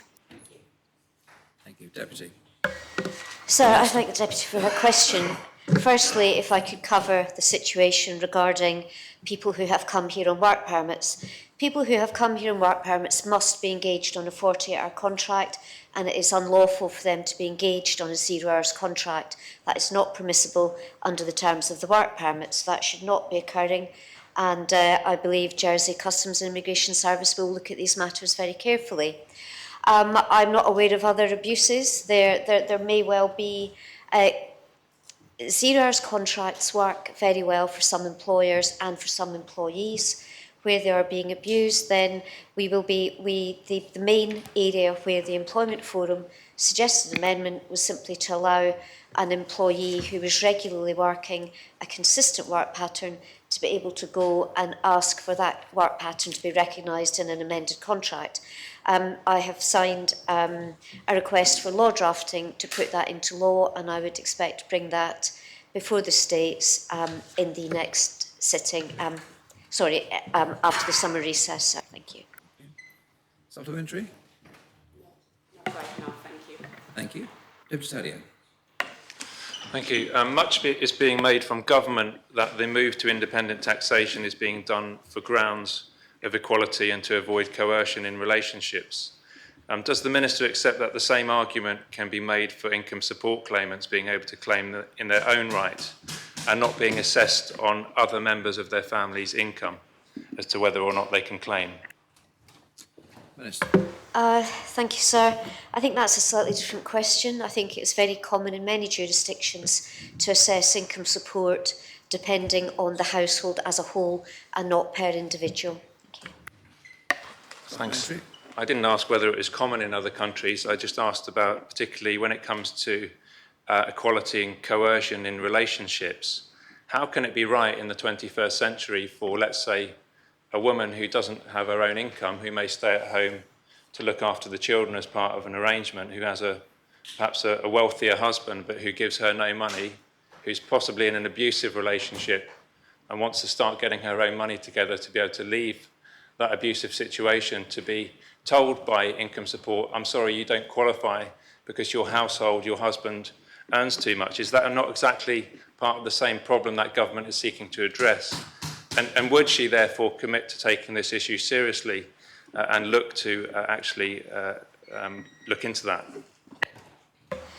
Sir, I believe mechanisms are already there. In that situation, it would be, I think Deputy Taddy is suggesting that a man earns £80,000 and that we could give his wife income support for reasons that he is not giving her money. I think that's a very, very difficult proposition for any income support system. I believe a woman in that situation, there are multiple sources of support for her. If she leaves the marriage, she will be supported by income support, but it is very difficult to support a woman by giving her money to enable her to save up to leave. But we will support a woman in that situation. I don't believe there's any question of that. Whether she has to leave the marital home and set up on her own, there are numerous agencies will help. There is a crisis point in CLS who will help. And the income support system itself is not a barrier to a woman being supported where she's in an abusive relationship which she wishes to leave. Thank you. Deputy Scott, your light was on briefly. Yes, sir. Yes. Will the Minister be raising the social security pension in the government plan, and will she be taking into account the fact that the pension's taxable? I'm sorry, sir, I didn't quite catch the end of the Deputy's question. Will she be taking into account in any raise of the social security pension that this is taxable for many people? So the social security pension, I believe, is not taxable because it is below the income tax threshold. So somebody who only receives the old age pension will not be paying tax. The social security pension will increase in the summer in line with our normal mechanisms. Thank you. Supplementary. Thank you, sir. Deputy Southern. Thank you, sir. Could the Minister explain what measures are in place or under consideration to reduce the level of child poverty on the island, which currently stands at 1 in 4 young people who live below low-income thresholds? Minister. Sir, a number of initiatives have been taken to assist people in low incomes generally. Income support will be uprated. Income support was uprated beyond the level of inflation last year. The minimum wage was increased above the level recommended by the Employment Forum. I have recently, the mini budget is by now rather old news, but the reduction in tax thresholds will certainly help those on low incomes. More recently, I have announced that the community cost bonus is available for application now. People can apply for the community cost bonus right now for this year. That will remain at the doubled amount of over £500. Further initiatives, the work by my team to reduce the cost of GP visits of £20 will help everybody, particularly those on low incomes. We will very shortly be announcing the launch of the scheme to have free GP visits for all children. Children in low incomes already are part, children in income support households are already part of the income support. Children in income support families will already be on the health access scheme and already receive free GP visits. We've rolled out free period products. School lunches are being rolled out in more and more schools. And the recent work, although it is less visible than some, the recent work with pharmacy will also help in terms of reducing medical costs for some families. Thank you, sir. Supplementary. Yes, I've heard several times now that plans are afoot to have all children free access to their GPs. Does the Minister have any tighter timeline than sometime soon? Yes, sir, before the end of this month. Deputy Feltham. Thank you, sir. I welcomed the Minister's announcement earlier this week that she has brought forward the date for the community cost bonus this year. However, could she inform the Assembly that given the number of underclaimed people that underclaimed last time, what changes to the application process, if any, have been made to ensure that people do receive the money that they are indeed entitled to? Sir, we've discussed before, I'm not sure it's correct to say that there were underclaims. We did everything we possibly could to publicise that scheme. We will be doing the same this year. And although our original estimates for last year would appear to have been very, very much larger than were actually the case. Last year's scheme supported over 4,000 people. That's, I think, a 4 times increase than the previous year. So it certainly did achieve benefits last year. The scheme is there. I would ask every member of this Assembly to help promote it to their parishioners. We will be conducting again a very detailed marketing plan to reach as many people as we possibly can. But I don't accept, in all the circumstances and all the work we've done, it's difficult to say that people did not come forward. People don't come forward. There are many people who do not claim what they're entitled to, even though they need it. And I don't know how we reach those people, but we did have a very good outcome last year in comparison to prior years, even though our original estimates were larger than turned out to be the case. Thank you. Supplementary? Thank you, sir. I think it might have been in the last sitting I asked about potential for writing to people who may well be eligible, because I do believe that we could narrow down the number of households who may be eligible. So would the Minister undertake to give direction to her officers to take the necessary actions so that people who are eligible or could be eligible for community cost bonus get contacted directly? Because in conversations that I have had with constituents, they make the assumption that because they have been told no by CLS before, they will be told no again. Sir, I think it's very difficult to write to people because we don't necessarily have that information. People on income support, I think, do not qualify for community cost bonus. It's aimed at people who are not within income support, and the only way we can do that is to, I believe, use tax data. I think there are very strict laws around access to tax data. The Comptroller collects tax for the sole purpose of assessing tax, and it is not a database that we can freely access for reasons of data protection and privacy. That I believe that would need changes to law. But we will continue to the messages that it's there. If you qualify, then please apply for the benefit. It's a very simple process. There's an online form. You can phone or you can pop into CLS and talk to people there. If you think you qualify, please apply. Thank you. Thank you, Minister. Are there any further questions for this Minister in this period of questions without notice? Yes, David Feltham. Thank you, sir. Given the Minister's last answer to the question, would she undertake to pursue a data sharing agreement that would enable her to send the appropriate information to people who may be eligible to the community cost bonus? Sir, I believe it's very much more complex than a data sharing agreement. Data sharing agreements only work, having negotiated or signed up to several in my last role. Data sharing agreements only work where both parties are legally permitted to both ask for and receive the information.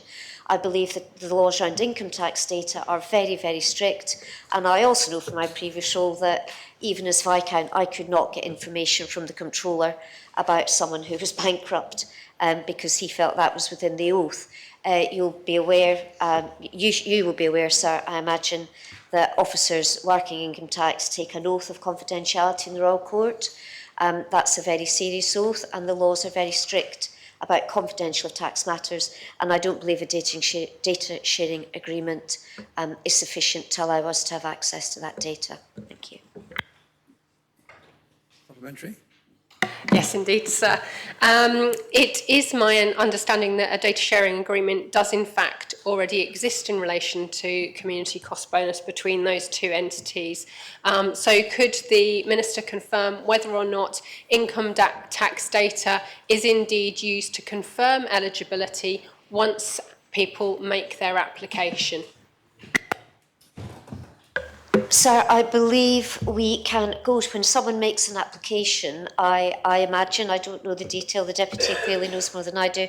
I imagine an application proceeds on the basis that you consent to information being sought from the Comptroller. The Comptroller will tell us whether a person pays no tax or whether they pay within the tax threshold for community cost bonus. I think that is slightly different. That is confirming, does somebody pay the requisite level of tax to enable them to get a benefit? I think that's a different question from going to tax, the Comptroller of Tax, and saying, please tell us all these people. We then get into questions about phishing exercises. I think it's very difficult for us to just go and ask information.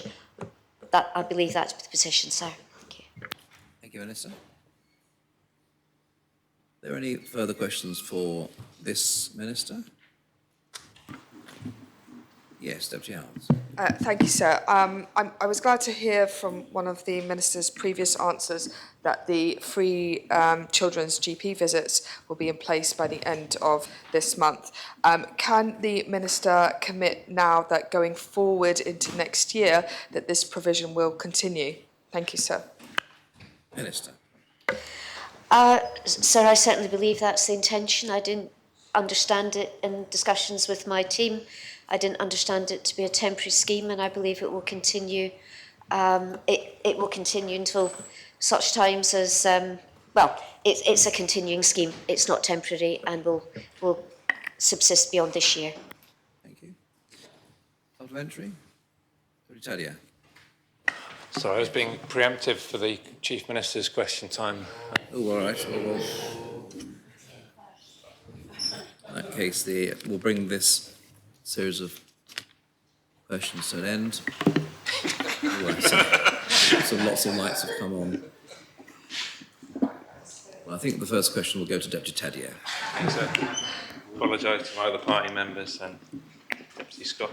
I've got clear memories a few years ago of then Senator Moore standing up in the Royal Square addressing the rally of, I think it was the teachers' strike, in the Royal Square, and she was one of the guest speakers alongside, I think, what were mainly Reform Jersey representatives.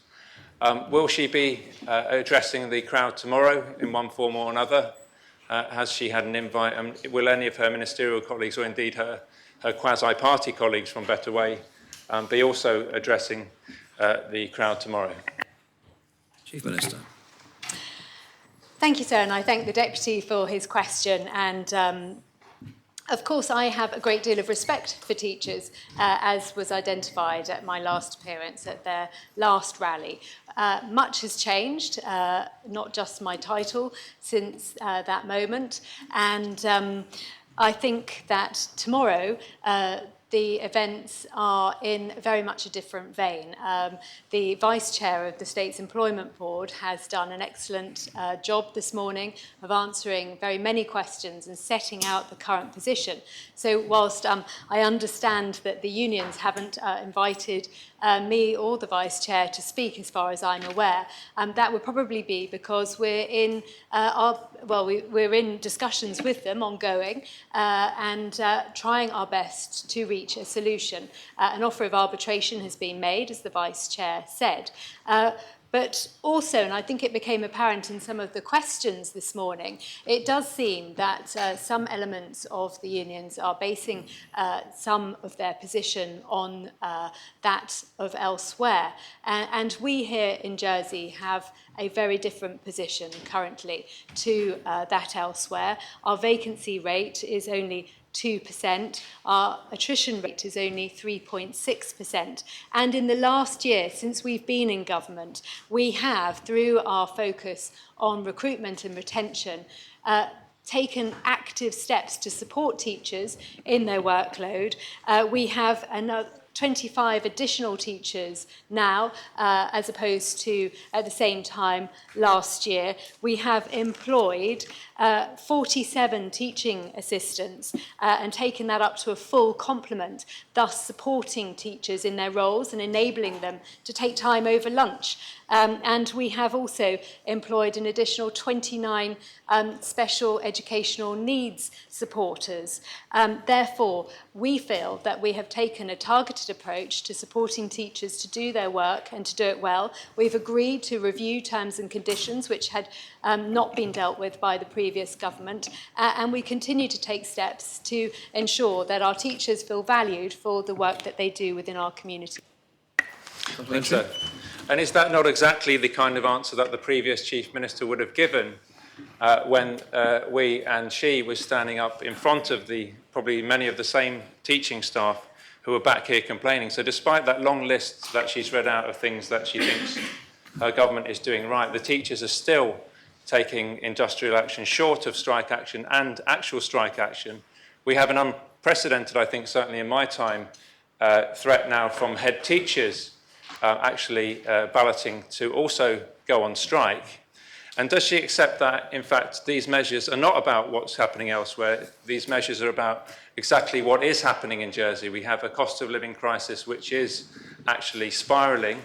We're seeing teachers who either have mortgages or who have rents that they have to pay are actually potentially going up far above the any pay increase that is being offered, and that actually this government needs to start addressing cost of living retention issues in Jersey and start listening to the teachers, both tomorrow and ongoing.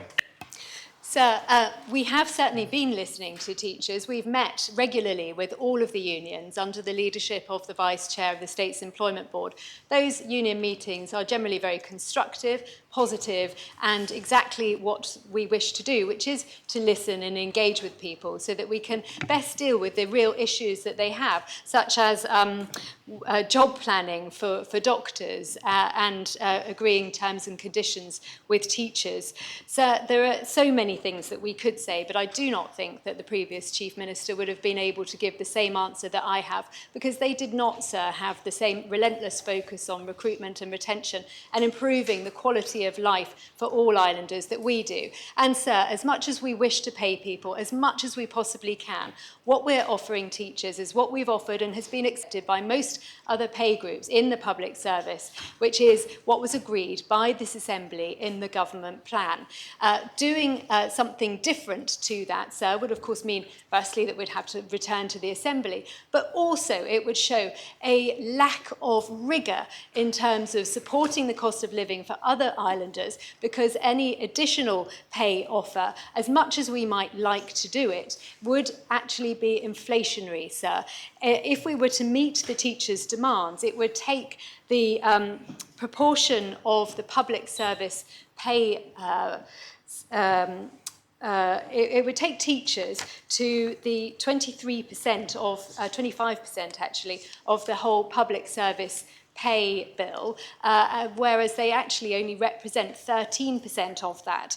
And, sir, finally, if I could, in a situation where a new entry teacher in Jersey is this year earning just shy of £10,000 more than one in inner London, we, sir, have to deliver something that is balanced and fair, not just for teachers, but for all islanders.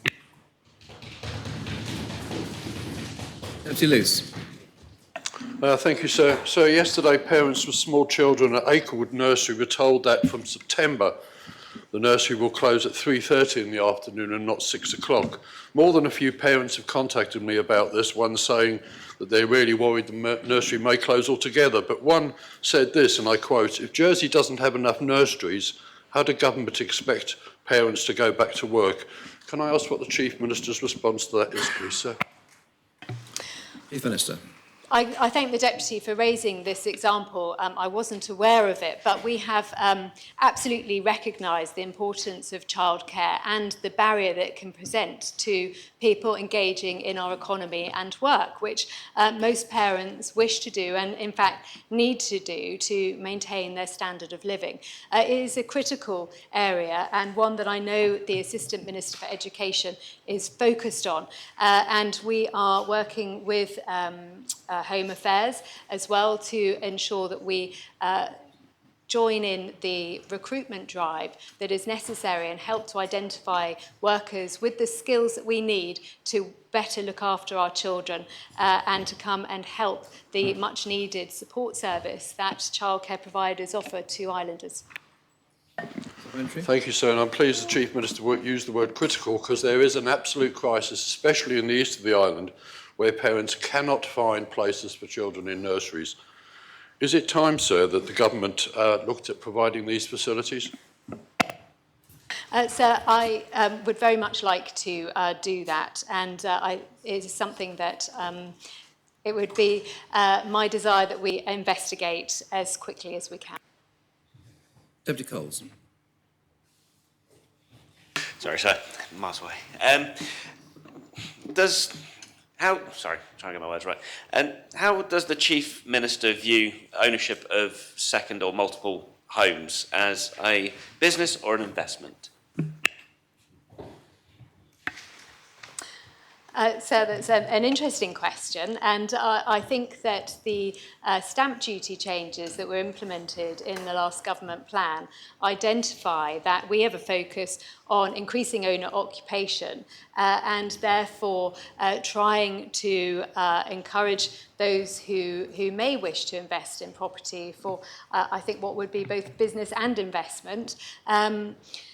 To think twice about doing so. And we will see, of course, that has not met favour with all people, but we felt that at the time it was the best possible policy option to encourage movement in and change in the very levers that we wish to help improve islanders' lives with.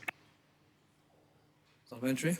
Yes, thank you, sir. I heard the Chief Minister say an investment business in her answer. So does that mean that these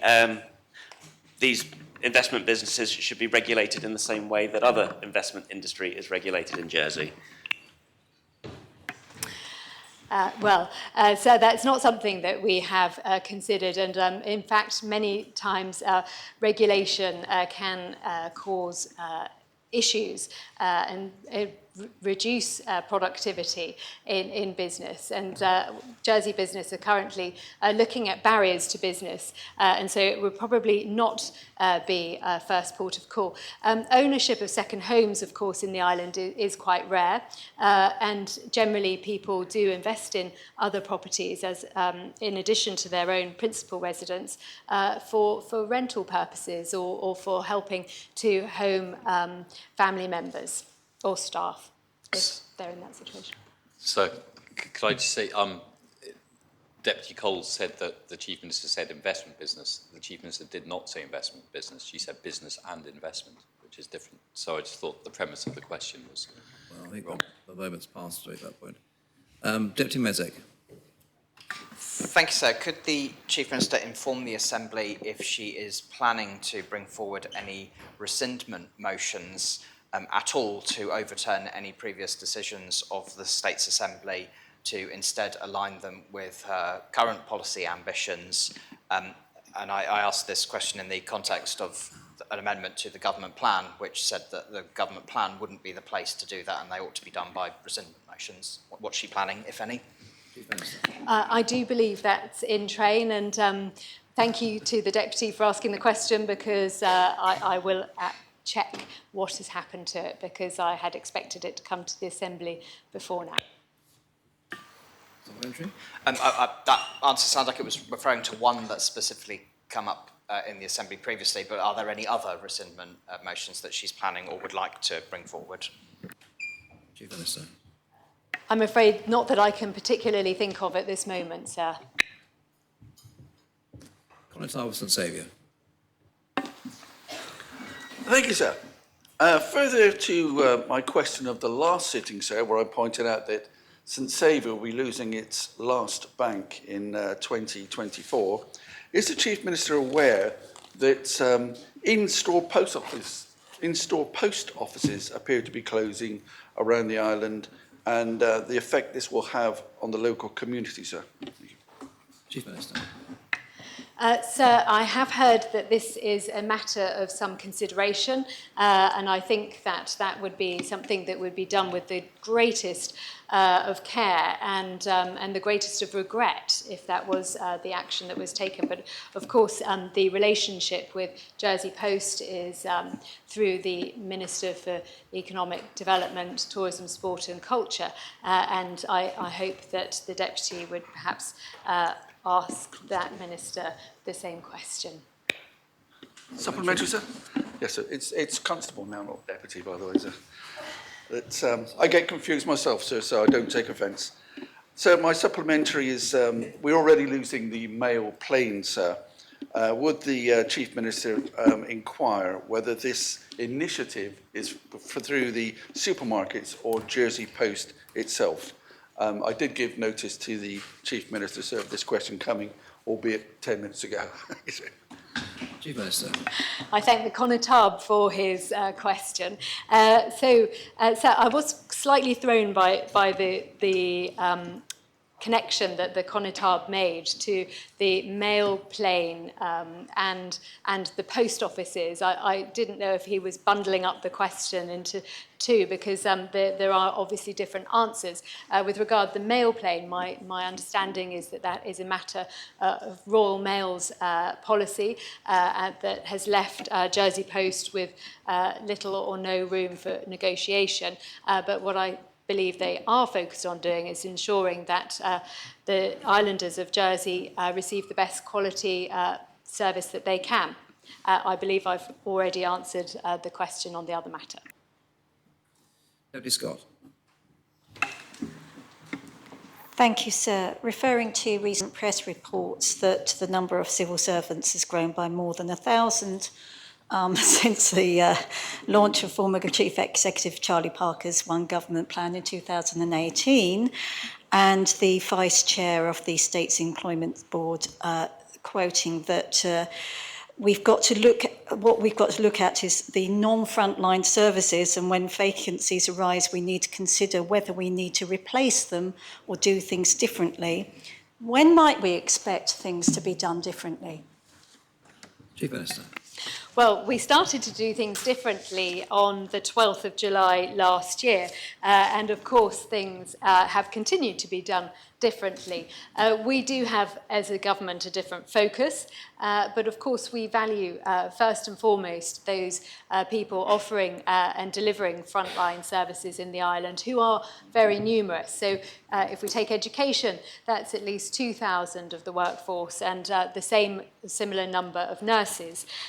But what we are doing, sir, is addressing the vacancies and managing vacancies. There's a strategic workforce planning process ongoing, which is aimed at ensuring that we ask the question, what role is needed? Can we fill that vacancy? Do we need to fill that vacancy? And if not, what other ways do we have of delivering that service in the best value for money way for islanders? And we look forward to receiving the results of that work, and that will form a greater focus as we move forward with the interim chief executive over the next year.